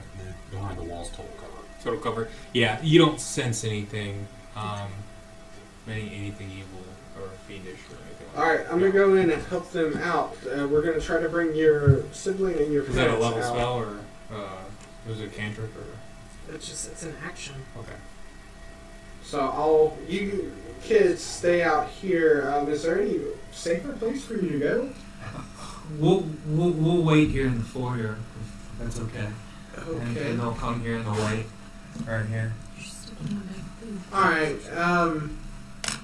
And you're just standing out there, or you coming in with them? I'm going in with them. I'm keeping face behind. Like here or over here? Over here. Okay. Behind the shields, I mean, children. Okay. And so what do you guys do? You're in this main hall, it looks like. Better go get the little one first. I think we should go upstairs and check on the baby. Okay. That sounds like a direction as any. I mean, we're going to end in the basement. So I'll tell you what, I'll take the initiative and try to sneak out and scout ahead up the stairs. I assume that's perception. No, it's Stealth. Excuse me. So I think plus 4 on that, so that'd be 19. 19. You feel like you're going pretty stealthily up these red velvet stairs. Mm-hmm. Yeah. I don't see you. That makes you feel better. Where did he go? And you go. Do you have a sweatshirt in your car? A blanket? Are you not freezing?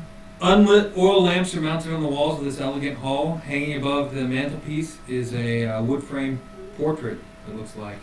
And there's an older man and a woman, adult, and then the 2 children you saw outside are in the painting. Okay. And it's marked Gustav and Elizabeth Durst, and it's got Rose and Thorn on it as well. Don't you think it's weird that the Cradled in the father's arm is a swaddled baby. And you could tell the mother is kind of side-eyeing the baby in his arms in the painting. Standing suits of armor are flanked the wooden doors in this east and west walls. Each suit of armor clutches a spear and has a visored helm shaped like a wolf's head. The doors are carved with dancing youths on them. dancing youths? Yeah, just look like Dancing kids? Dancing kids, yep. And the red marble staircase that started on the first floor continues upward. A cold draft can be felt coming down the stairs. And it's pretty nice here too. Alright, so, I mean, can I assist the, like, I've already made it that far, I guess they're still down in the lobby and stuff like that, so if the coast is clear, I guess. Give me a perception check. Alright, there we go. 3 of these guys. Now, with my points, I got a critical failure, but with my points. Okay. Yeah, you don't notice anything up there. Nope. 3 of them. Yeah, I broke. Hey, what room's the kid in? Third floor, I believe, is what they said. Okay, so you got 2 levels to go. But first, he's on the second floor. Okay, so usually a 3rd floor means that there's a 3rd floor to the building. Okay, I can keep going. I just had to write the FU to my dice and set it in this in community box. So, well, you're John. You can't talk to him. You're not even in the same room. I know. I'm just asking questions. So, what are you guys doing while they go upstairs? Are you just waiting down I'd there? like to look around the rest of the house, I think. Okay, which door do you want to go through? What are my options? Oh, you've got 2 right in front of you, and there looks to be 1 to the side there too. I walk in, I start going up to the 2nd. This one? Was this the door? Hallway. There's a door. There's a hallway. You Let's can go. go I down want to go it. down the hallway. Okay. I'll follow with you. Let's pull that back a little bit more. Okay, we're splitting the party. Okay, there's a door there. Okay, there's more doors. See, Where's my doors? Yeah. I wrote. So, are you gonna open the door? Yes. Okay. You open the door, and in this room, it looks to be a dining room. This one? Mm-hmm. There's a kitchen table right there, and I've got it somewhere. I'm just walking. I have no idea where you're at, but I'm walking upstairs to go get this. I'm just gonna do this paper. The Chaulssanes. Sounds like as good of a MacGuffin as any. It sounds like a more noble event than down and facing the And monsters. this will work for now. Yeah, there's a table right there. Looks like a kitchen. They've got 3 windows in the back. It's a dining room area. Centerpiece of a wood paneled dining room as a carved mahogany table surrounded by 8 high back chairs with sculpted armrests and cushion seats. A crystal chandelier hangs over the table, which is covered with resplendent silverware and crystalware, polished to dazzling shine. Mounted above the marble fireplace is a mahogany frame painting of an alpine vale. The wall paneling is carved with elegant images of deer among the trees. And that's that. Red silk drapes cover the windows. Tapestry depicting hunting dogs and horse-mounted aristocrats chasing after wolves hangs from the iron rod bolted to the south wall. So that's that. Is there anything you want to look at more, or do anything to, or go to another door, perhaps? I'm gonna go up to this door at the bottom of the steps. Where's that the door going upstairs? Let me see. Real quick. There's not a door there. Sorry. Oh, okay. This is It's alright. I'm just bad drawing. No, that'll be fine. You can go into the side room. There's a door there going into the room down by, like where she's standing. There's a door going in that way. So. Oh, okay. That's Yeah, what it is. yeah. So I'll open that door. Okay, so you open that, and you know what? I can just pull the map up on. I think you guys have seen enough for me to pull the map up on this. So it's going to be first floor. So, whoops. If I can get the mouse to work. white paper usually doesn't load well for that. Yeah, it doesn't work real well. Okay, first floor. There we go. You know, you're into the side door there, and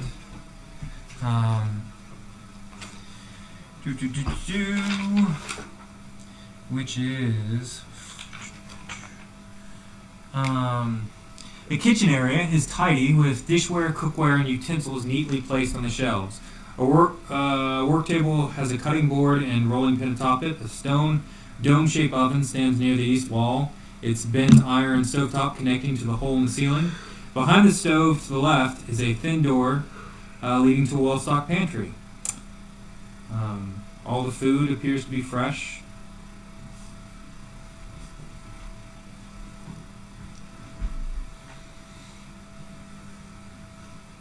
What do we see as we're going upstairs, I guess? There's a little side door too, and you look at that and it appears to be a dumbwaiter that goes up. But only someone real kind of small you think could fit in there. You think maybe, I mean, it's not going to hold more than a couple 100 pounds.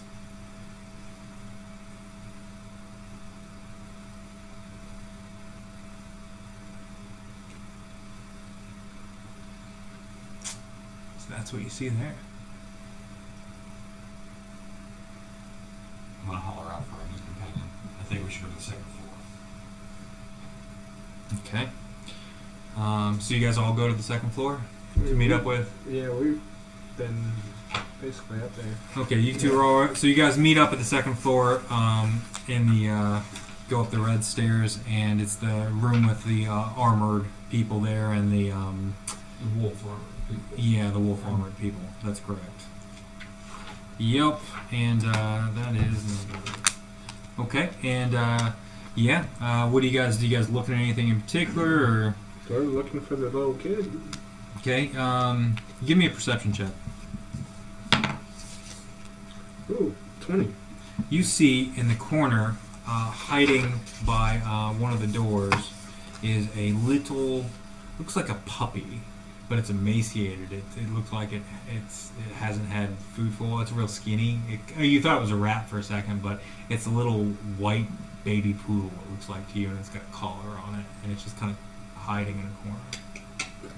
I take out a piece of ration. Take out a piece of ration, and it kind of inches up to you. Now it's dark in here, and you don't have good vision here, but you rolled good enough to see it, and it kind of comes up to you and takes the food. And do you do anything with it, or just let it eat? Let it eat. I try to let it show it to go downstairs. No, it's not going. It's just sitting there eating. It's a little puppy, malnourished. Okay, so we're up here. Oh no, I'll put the second floor up. Oh, I can do it. yeah, just find the second floor. This whole time I've been using this as an excuse. If I can see the mouse. Yeah, it is. There we go. Yeah. Damn it, there we go. There you go. So yeah, it's up in that room. Alright, so honestly, while we're on the floor, I think we ought to just clear the floor myself. Like, Yeah, you just go start opening the doors. Okay, and the second floor is on here, so let's put you guys all on the second floor, and I'll just open it up. So second floor. Okay, which way are you going? And the puppy's just sitting there eating what little ration you gave him, like some dry jerky. I gave it some more. Give it some more. Give it some more. Okay, it's got a little collar on it if you want to look. No, look at the color. Okay, it says Lancelot. That's a lot. Okay.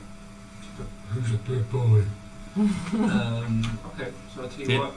If you pat it, it kind of goes into your hand. Yeah, I'll bet it. I mean, we're kind of facing here, so I'd like to kind of listen to this door, which would be over there. You know, put my ear to it. Okay. If I don't hear anything, I want to go into it. You don't hear anything. You open it up. Yep. Red velvet drapes cover the windows of this room. An exquisite mahogany desk and matching high-back chair face the entrance of the fireplace, above which hangs a framed picture of a windmill perched atop a rocky crag. Situated in corners of the room are two overstuffed chairs. Floor-to-ceiling bookshelves line the south wall. A rolling wooden ladder allows one to move easily to reach the high shelves. So, that's what you see. Okay, yeah, I guess. Ooh, anything you want to look at in particular? What is the general feel of what the person's reading?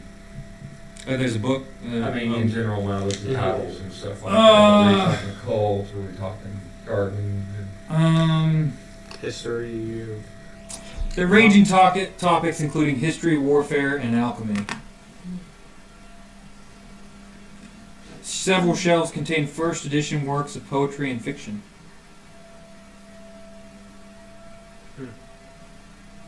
You're all spent. There's the desk there, though, too. Anything on the desk? Who's looking at it? I'll start looking at the desk. An oil lamp, a jar of ink, a quill pen, a tinder box, and a letter kit containing a red wax candle, 4 blank sheets of parchment, and a wooden seal bearing, looks like the family insignia, which is a windmill. And there's a desk drawer there. Anything in the door? You pull it open, and there's an iron key. Grab the key. Okay, add iron key to your inventory.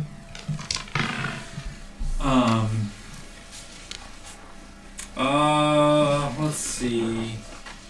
Give me Syrdath. Give me a perception check. I'm looking at the book shows. I should have picked the bad dice. I picked the bad one up again. I got a little left. Okay, you don't notice anything. Bad. Okay. I want to go into the room with the piano. Room with the piano. Okay. This Move is your a character good one. into it.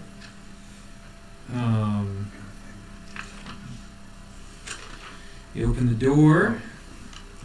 Gossamer drapes cover the windows of this elegantly appointed hall, which has a brass-plated chandelier hanging from the ceiling. Upholstered chairs line the walls, and stained glass wall hangings depict beautiful men, women, and children singing and playing instruments. Harpsichord with a bench rests in the northwest corner. Near the fireplace is a large standing harp. Alabaster figurines of well-dressed dancers adorn the mantelpiece. Are the instruments covered in dust, or have they been played recently? They look clean here. Everything looks very clean and well taken care of here. Anything else you want to look at? It's pretty well all upstairs, right? Anything you were wanting to do? It's, looking at everything. You do look at the carved dancers, the alabaster Closet in the bedroom. carvings, and closer inspection reveals they're not well-dressed people, the well-dressed skeletons, the carvings. Weird. Yeah. So what's everybody else doing? What do you want to do? And we can go upstairs to the attic? That puppy is just kind of following your character around. She's here. I bet our year. He's probably small enough to pick up and put in like a side pocket or pouch. Yes. Okay, I'll take the dog. I'm going to go in this room right here. Okay, he's gonna go in that back. Looks like a bedroom. Yeah. Okay. That is. Okay. An undecorated bedroom contains a pair of beds with straw-stuffed mattresses. At the foot of each bed is a footlocker. And servants' uniforms are hanging from hooks in the adjoining closets. I'm going to check the footlockers. Nothing in them. Completely empty. What if I do They open up with a creak and nothing's inside. I'm gonna look around the room, see if there's anything out of place. If something doesn't feel right, they said there was a basement here. There's a monster in the basement. Yeah, And and you that's don't. the You haven't we sent haven't seen any stairs to the basement. Nope. So maybe Also said there was their little brother was here on this floor, I thought. third floor. Nothing in there. The house is eerily silent. Yeah. So if we've kind of cleared everything on this floor, I can probably go ahead and try to sneak up to the third floor. We go up. So is there anything back here, like in the In the back closet? of the room? You can't find anything there. Nope. I'll go here to the stairs and try to sneak up. You do feel. Give me an intelligence check. All of this? No, just him. Okay. My taste absolutely hate me today. That's going to be a flat 5. Okay. Yeah. You don't know of any other room or anything there. Nope. Where's the dumbwaiter came up and down? Same room I'm in. Same room he's in. Yeah. There's a dumbwaiter that's right over there at the edge. Anything in there? Nothing? Nothing in there. Just cable going down. Okay. Yeah, I guess we all go upstairs, basically. Okay. You go up the stairs to the third floor. Now here, there's a layer of dust covering things as you go up, and the cold air blows down through the basement. To the basement? No, the basement, the bottom floor, sorry. It's a dusty balcony with a suit of black armor standing against one wall draped in cobwebs. Can we put the third floor up? Oh, Yeah, pull it up.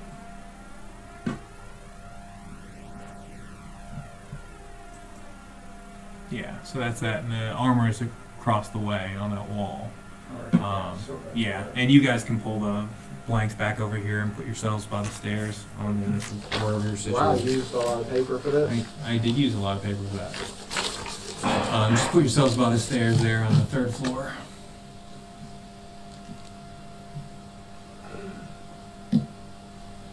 And across the hall from you, I'll mark it, right here is where the set of black armor is. Okay. Anything weird about the armor? You gonna walk up to it? No, I'm just kidding. Can I use my Sure divine do. sense again? Sure. You use your divine sense in it. It's anything that's listed to make it. It's Essentially anything that's not. fiendish or anything like that. It's The presence of strong evil registers on your senses like a noxious odor, and powerful good rings like heavenly music in your ears. As an action, you can open your awareness to detect such forces. Until the end of your next turn, you know the location of any celestial fiend or undead within 60 feet of you that is not behind total cover. Nope. You know the type, Yeah. so nothing. Nothing evil. Nope. Okay.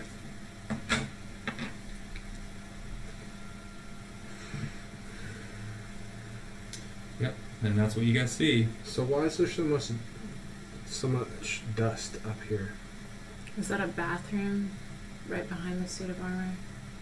Or a Well, you child's wouldn't be room? able to see through the wall. So Okay, so I want to go into that room, that one, she's on the silver one. yeah, the upper on this area, I guess. As you're going by there, the armor moves and begins to attack you. So as you get here, the black armor starts attacking you. Everybody roll initiative. 15. 18. 6. My guys, all of them. I'm ordained on the internet if you'd like, I can bless them. I mean, I don't think it I remember you are ordained, yeah. Sorry, I'm just finding Going this. in barn and dude, it also wouldn't make me a cow. Couldn't be a preacher. Okay. And I will put. You're the house break man. I'm gonna use somebody as this guy right here in the big huge armor.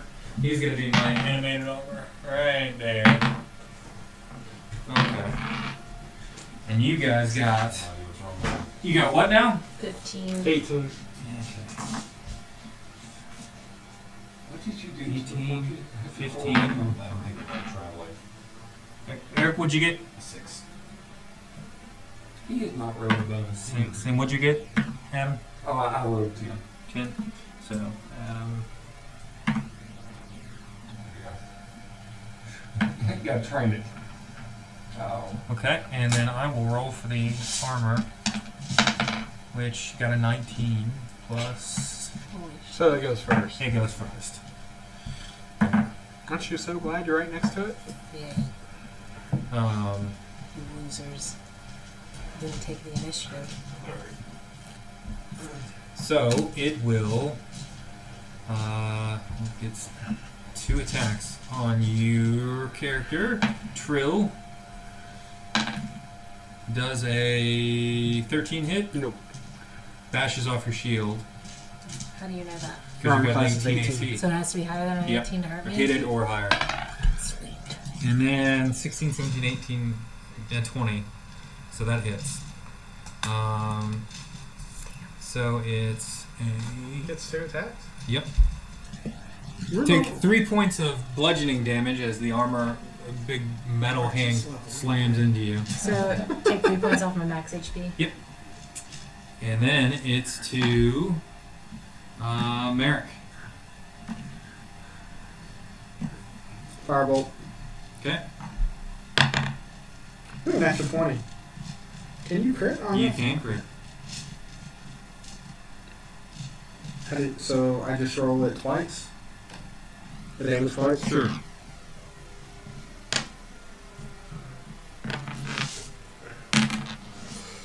So that would be 13 points of damage. So you do 13 points immediately because you rolled a 20 naturally, like you didn't have to add anything to it. What kind of damage are you doing? Fire. Fire. Is that how that works? Okay. Well, since I rolled a natural 20, I crit, so I get to roll the damage die twice. It's Okay. a d10, so I rolled it twice. Okay, you scorch it. The metal kind of heats up and it looks like it's you burn a hole through part of the side of the armor on it. And yeah. Anything else you want to do? Bonus action.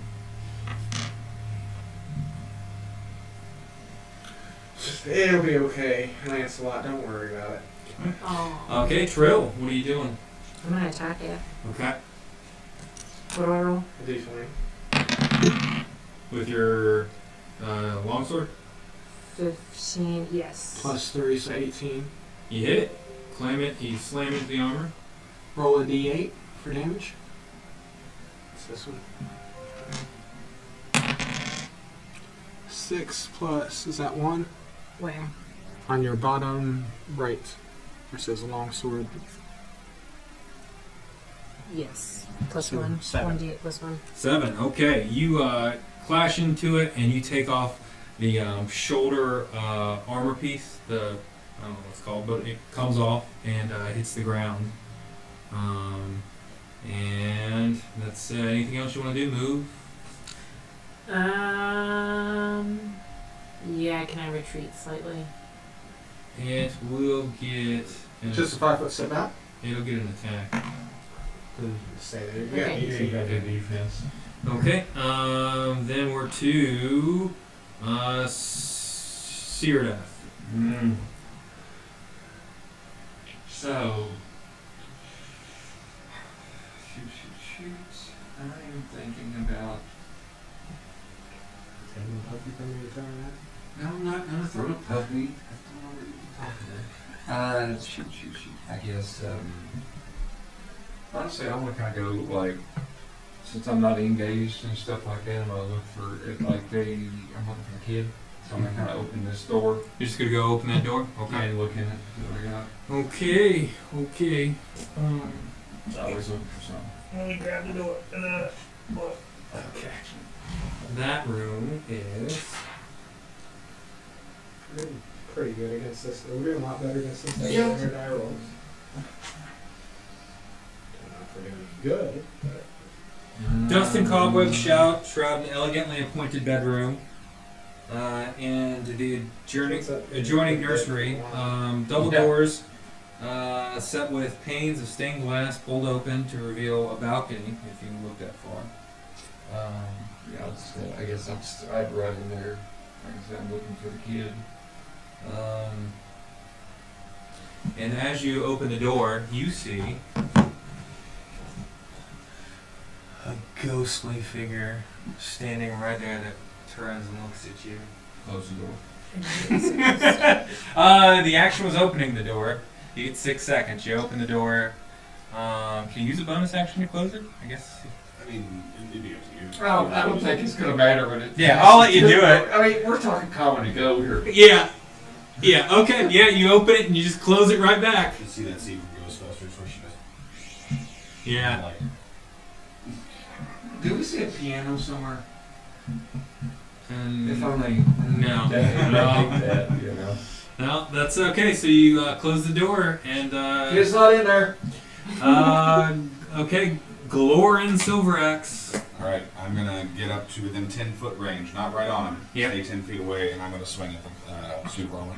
Okay, with your glaive. Yes. Okay. I get advantage because she's right there. Yes.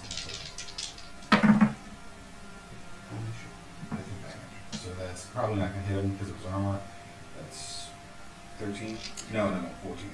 No, the armor catches the blade as you stab at it, and it just kind of tosses it to the side. And top of the round, we're with the armor. I'm just rolling for. Yeah.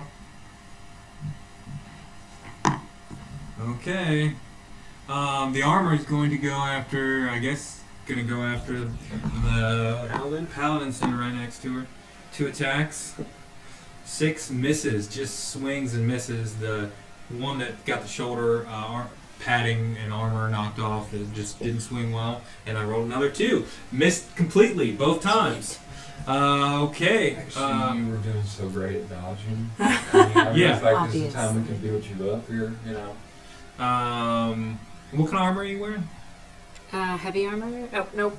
I don't know. Where does it say that? I think a chain. That's in that box right here. It should be in that.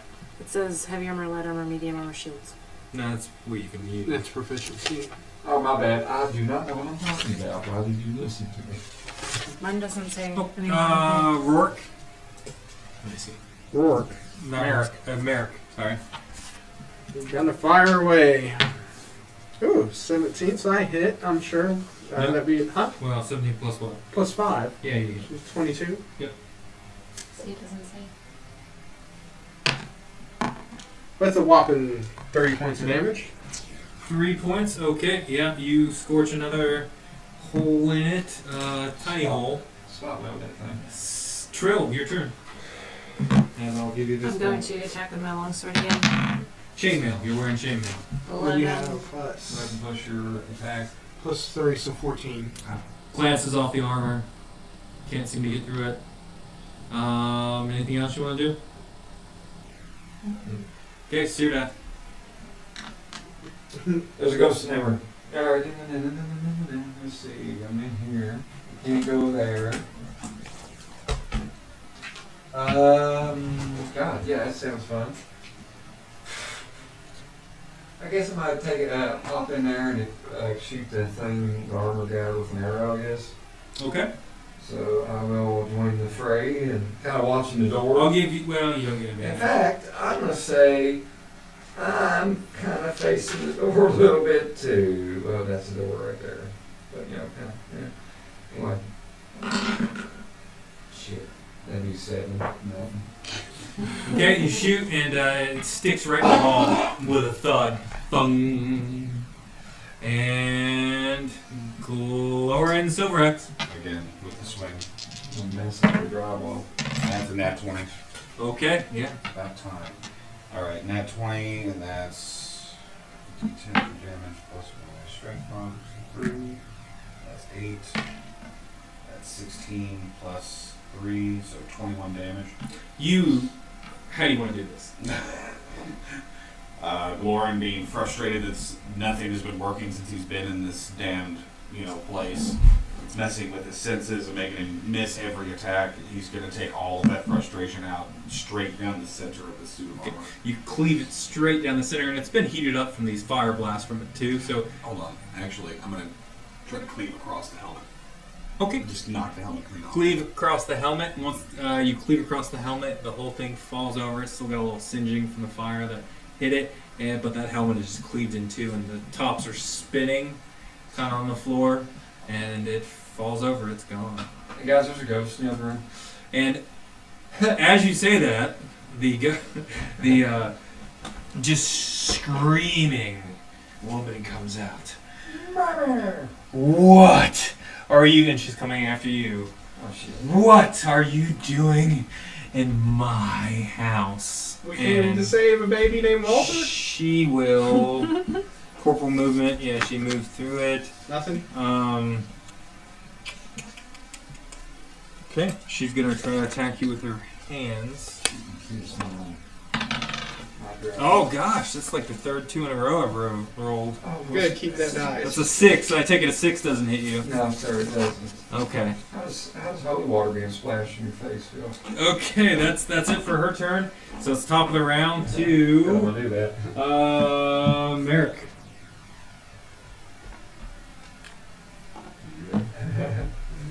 There's a ghost. I back up to here. It's yours. Can we move the armor since it's done? Yeah, you can move it out of the way. Yeah. Back up to here. 19 hit. 19 does hit. For 3 damage. What are you using? Firebolt. Magic. It doesn't seem to do as much damage as you would like. It just kind of. You'd think it'd do a lot more. It didn't. I felt like that the seasons of the Punisher. Then I say, we're looking for the child. Walter. I think that's what they said the name was, right? Maybe they said a name. Where the hell did you Yeah, go? they said the baby's name, I think. Oh. Walter, was that? And when you say that name, she just glares and says, "Stay away from my baby." You're dead. Baby dead too? And top, who's next? It's Trill. I want to go into this room that I was headed into before I got accosted by the suit of armor. You gonna go into? Well, it's like a cringe. Let me make sure that's third floor.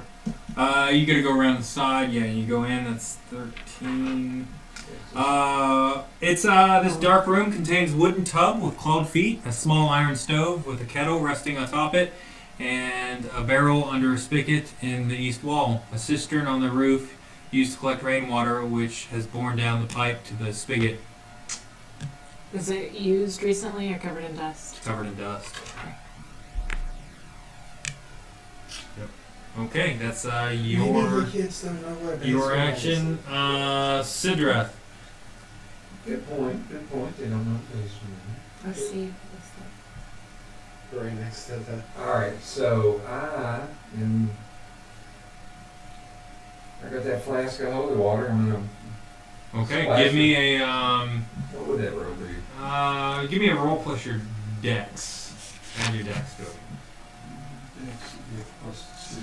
Where are your items located, Maybe 11. John? Can I see your sheet? If that was just a dex roll. Yeah, I think that's it. 11? I'm not.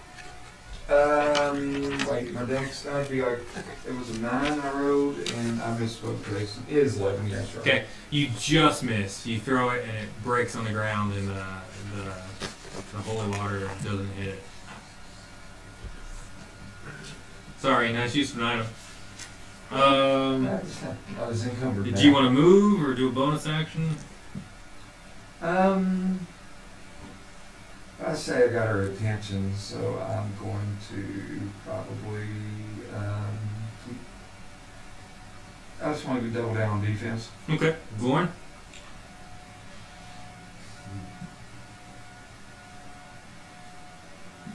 I have advantage on attacking.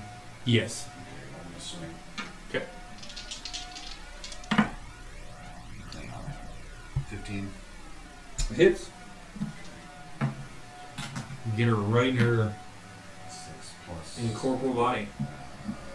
6 plus 3, so 9. 9. Doesn't look like it does as much as you would think. You're just kind of cleaving off a little bit of ectoplasm here and there. So, okay. And then that's its turn, and it's gonna go after. Put your dwarf up next to it. Oh no, 10-foot reach. You can go from there. Never mind. It's gonna go right after Syrdath again. Then, let's see if I connect this time. Oh, yeah. 22. Mm-hmm. Yeah. Okay. Let's see. That's He's only... I had 6 unless I healed anything the rest. You did, you healed up. Yeah, roll your D8. Yeah, I thought I rolled D6 for hits. Oh, I don't know, dude. That was D6. It was part of It's a D8. Yeah, D8. Your hit dice is a D8, your D6 is for sneak attack. Okay, I have Here. D8. You're healed up all the way, so whatever. take 4 points of necrotic damage, 5. and give me a Constitution saving throw. 14 con 15. Okay. You feel like as it's sucking the life out of you that it didn't do any permanent damage as it was doing so. And top of the round to Marick. Do I have advantage here? Do I get advantage? You're doing range, so no.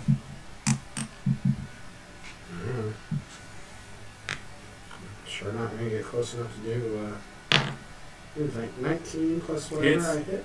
Yeah, you hit it. This is Firebolt again? Yeah, Yeah. I assume I'd have to get a nat 20 for crit for 8 damage.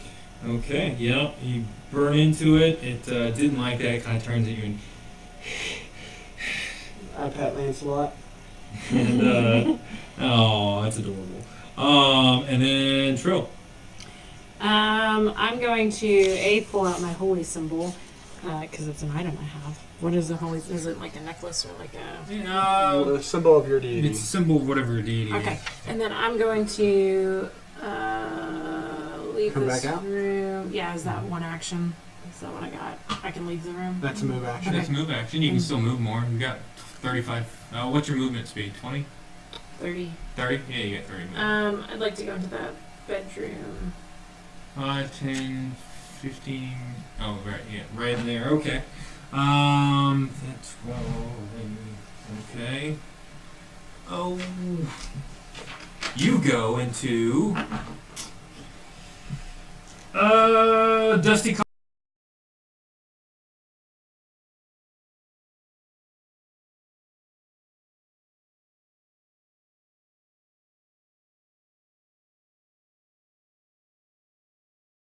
a vanity with a wood frame mirror and a jewelry box and a padded chair. There's a tiger skin rug on the floor that appears to be rotting by the fireplace, and a dust-covered portrait looks like Gustav and Elizabeth Durst. Yeah, that's what you see. Dust covered again. Yeah. Okay. Yeah. Well, that was useless. Okay, that's it. That's what you see. Next turn, I don't think you have much to do. Much else. Yeah, at this point, you can't look into more detail or anything. So, Syrdath. So, that hurt. And she's kind of got me backed up at the top of the stairs. Yeah, right? yeah. So if you attack with your daggers, I think you got advantage, right? Should. Does that make sense? Since she's engaged as well with you? Yeah. Yeah, I give him advantage. And then would he get sneak attack with that? Yes. Can you sneak attack a ghost?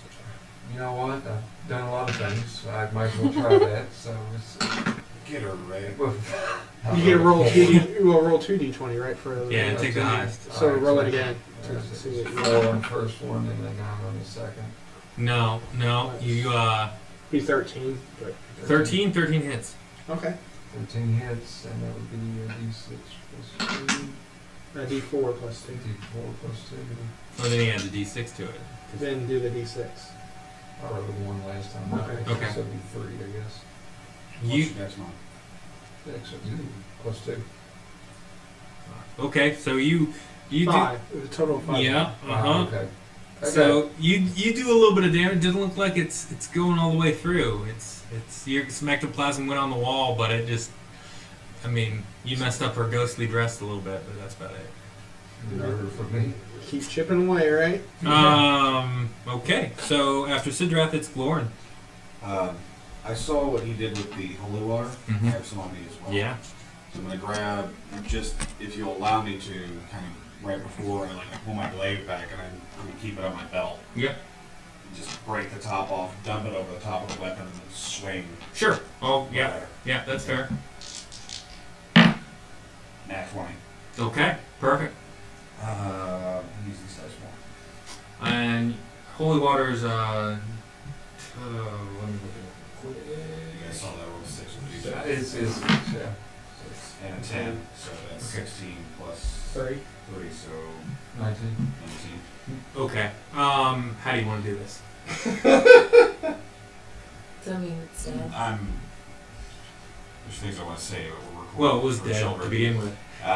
So I'm just going to cleave it from one side to the other. Okay, you take it. You've poured the holy water on it, and as you went through, it seems like this one stuck. Like you felt this one going through, like it was a solid object. And you brought it through, and she just kind of wails and goes away in like a mist as like this goo hits the floor, this clear liquid, and Put that in the jar. and that's it. Sure do. I'd like to go over to the armor Okay. and see what type of armor that is. It looks like it was plate armor. Really? Yeah, black plate armor. Is there If detect anyone has any magic? objections, I will pick it up. Is there any detect magic or enchantment or anything like that? Not doing them any good. Do you Yours. have it prepared? No. I have Arcana though. Can I roll to see if I? Yeah, you can roll and see if you know what was going on with it. Okay, you've got a pair of I only got full a plate 7. armor, black full plate armor. Jeez. I'm gonna take the next like 5 or 10 minutes and Disassemble switch it. into Oh, this. switched into Yes, it. I'm gonna put it on. Okay, he's just stripping Yes. in the in this room and just taking off all his clothes and putting this plate armor on. Okay. Yeah. Yeah. I go look in the. I go. Called the Look, Silveraxe. I go in here. What's right down, next? I start looking This room? and where she came out of.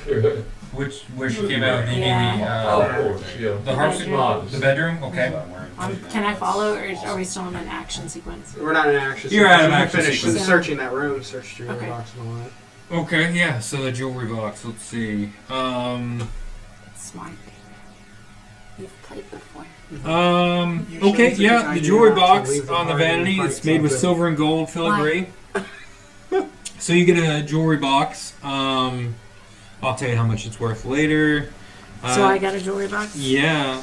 Well, I think he got it. No, Oh, she got she's it, in the okay. other room. Okay, Not it in contains 3 gold rings in it as well, and a thin platinum necklace with a topaz pendant on it. So I'll give that to you later. It's just loot. I'll just go to mark treasure loot for Twill. Twill. Okay. How much is yours? Yep, and there's a dumbwaiter Is that there. armor class? That's what they have for over here. Oh, cool. So yeah, that's it. And you went into the other room, John? Yeah, where she came out of. Yeah, contains a large bed, tables, empty wardrobe. Mounted on the wall next to the wardrobe is a full-length mirror with an ornate wooden frame carved to look like ivy and berries. Give me a perception check. That's a whopping 10. Don't notice anything. The nursery contains a crib covered with hanging black shroud. When you part the shroud, you see a tightly wrapped baby-sized bundle in the crib. Ooh. Is it moving? Making any noise? It's not moving. Can I go into that room Well, with him? I'm gonna let him do his This thing. was the dawn of the dead remake. It's horrible. Okay. What do you do with it? Anything? I kind of just take my quarterstaff and I kind of just Stick your quarters. Okay. gently, Yeah. So because I'm creeped out. Okay, there's dust everywhere. Alright, So Greg, you- slap shot. So you take your quarterstaff and you put it into the bundle and you open it up and the whole thing falls apart and there's nothing inside. It's empty. Gross angry. Yeah. Yeah, I think we got some problems with it. What's in that room again? Can you reread the description of that room? Yeah, it's a nursemaid suite. It's got a bed and the crib, and the bedroom contains a large bed, 2 end tables, and an empty wardrobe. Mounted on the wall next to the wardrobe is a full-length mirror with an ornate wooden frame carved to look like ivy and berries. How do we get in here then? What is this? Dumbwaiter. That's what that is? Is that the dumbwaiter, Jason? Next to the stairwell. Give me a perception check. Me or her? Or everybody? 21. Rolled a 21. 19. You notice a secret door in that room that pushes open easily and reveals a cobweb-filled wooden staircase leading up to the attic. Hey guys, I found a way up to the attic. Do the stairs keep going? No, they stop there, but the Yeah, stairs, there's no the stairs. secret, the stairs right there, yeah. Okay. I'll follow. Yep, so you guys all go over, and you're... Well, I'll let them go first. Who's going up first? I'll go first. I'll follow. Okay. It's gonna go to... Hey, you done stripping and putting on that cursed armor? This bare hall is choked with dust and cobwebs. It takes So, about 10 and minutes. the attic's right up there, so if you guys want to put somebody... Is Attic on here? I don't know if I'll put the attic on there, but I've got it here on the map. So, let's do this. The stairs right here, and that's where it's choked with dust and stuff, and it's going up. I don't know who's up front, but She would have been. she would have been, so, okay. And then we'll do him in the back. He's a coward. There we go. Okay. All right. I just So prefer the there's a- term strategic specialist. All right. So, you guys, yeah, it's closed up there. Let's see, the door is locked here. At the Iron top. key. At the top. Who's got the key? You do. Okay, you gotta scoot up there and use the key. I hand it to him. Okay, hands you the key bravely, boldly, and you unlock the door and it opens. Yep. Find the sword right there. Yep. So. We'll walk. I'll walk. Okay, in. you go into that hallway right there, and it's just covered in dust, and there's all those doors and stuff to the rooms outside of it. So just move everybody into the hall, the main hallway there. Yep, perfect. So what do you do? I want to go into that first bedroom there. Right in front of you. Yep. Mhm. Okay. Okay. Yeah. Good. So. As you open the door, this room contains a bricked-up window flanked by two dusty wooden frame beds, sized for children. Closer to the door is a toy chest with windmills painted on the sides, and a dollhouse that's a perfect replica of the dreary edifice in which you stand, the house. The furnishings are draped in cobwebs. Lying in the middle of the floor are two small skeletons wearing tattered but familiar clothing. The smaller one of the two carries a stuffed doll that you also recognize as a stuffed teddy bear. There you go. Yeah. Wait, so it's the children from before, The clothes look very familiar to the children before. but they're dead. The bodies are laying there now. You just stepped in, and as you step in, stand them up. Uh-oh. The bodies stand up? No, not the bodies. Two ghostly figures that are the children stand in front of you. They're somewhat semi-translucent, and they say,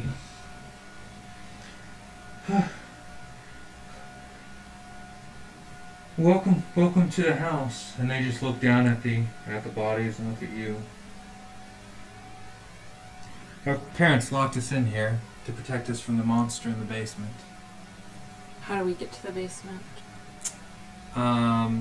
Rose points to the dollhouse. There's a secret door in the attic. Is it behind the dollhouse? Can you look at the dollhouse and give me a perception check? Move in. Is everybody else still staying out there? Do you hear her talking? I'm gonna stay in the entryway of the door walking. We're paying in for a panel. I'll come in. Okay. 17 plus whatever you have for the... Perception plus 2, so 19. Okay. You see in the dollhouse a secret entrance to a stairway. It's located right here.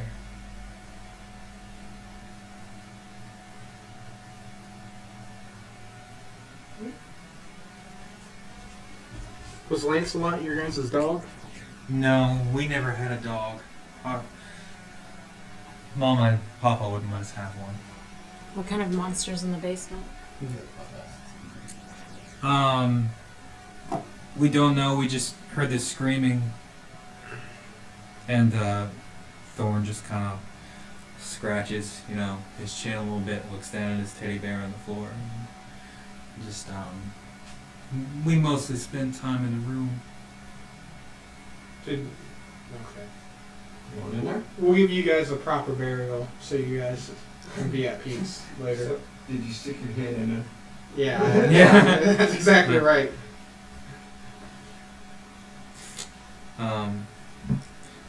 Don't leave us. Well, we have to vanquish the. Someone has to vanquish the monster in the basement so you guys can be free, right? It would be great if you could defeat the monster in the basement. And you're laying your head in. The little boy comes up, and the Lancelot, the puppy, he just kind of puts his ghostly hand over Lancelot and kind of pets him. Okay. I've never had a puppy. What happened to your parents? We don't know. They locked us in here, and we starved to death. Is what the Oldest Rose says. Yeah. I see. Well, we will see what we can do for your souls, I guess. Are you in the room, or are you just peeking your head in? Peeking my head in. Okay. In fact, I'm just gonna do. Oh God, sorry. His hand's in the door. Okay. Anything else you do? I look at the dollhouse. Is there anything other than it? I'm not close enough, probably. No. Close enough. Whose dollhouse is that? Rose speaks up. It's mine. Please don't touch it. Can I take a closer look at it since I'm in the room? You already looked at it. Yeah. Okay. This looks like a perfect, eerie replica of. I wish I had exact magic. And you've got dark vision. Would be nice. I'm gonna assume somebody maybe got a torch through this whole thing. I've been playing the dark rules, but everybody can see in dark but him. So, and he's casting firebolt, so I'm sure it lights up. He got his eyes Yeah. dilated. Alright. Well, shall we go? Or should we look around up here first, real quick? I say there's nothing in this that's gonna hurt us, so might as well look around it, like just hit the rooms. We just look around. We that found the room, ghost so- of the mom. I wonder about the dad. in the basement, I assume. Our mother? You found a ghost of our mother. Maybe. What'd she look like? They describe, and it's the woman in the paintings, and the dead ghost you guys saw did not look like her. Oh, well then never mind. We saw something That was our else. nursemaid. Was she a nice woman? She was very nice. Daddy liked her very much. Okay. I think I know how the baby came about. What is in this room right here? Okay, so you're just going off on your own and Yeah. looking? Okay. Nothing bad ever happened. On his own, just around the corner. And you guys are still in the room with the kids. It's Still a in the hallway. storage room. Dusty chambers packed with old furniture, chairs, coat racks, standing mirrors, dress mannequins, and the like, all draped with dusty white sheets. Near an iron stove, underneath one of the sheets is looks to be a wooden trunk. Open trunk. Yeah, that sounds good to me. Skeletal remains are in there, and it's got what appear to be the nursemaid's outfit on it. I think Bonnie killed the nursemaid. Give me a medicine check if you got it. Oh, man, would you like to give a reference to my medicine checks earlier? I did this time though, just saved your life with this. I got 17. You look over the body and you think the woman was stabbed to death by multiple knife wounds.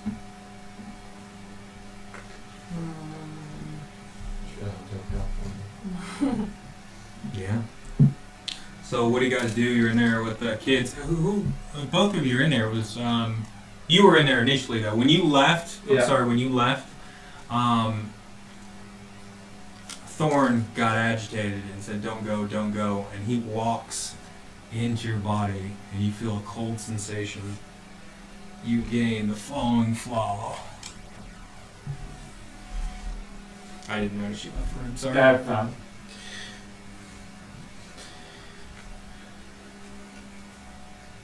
And you see this as he's going out. Do you stay in the room with Rose? Yes, for a few more minutes. Okay. So I saw this too. I'm right there in the doorway. Rose looks at you and says, "Don't leave us," and she walks into you. You gain the following flaw.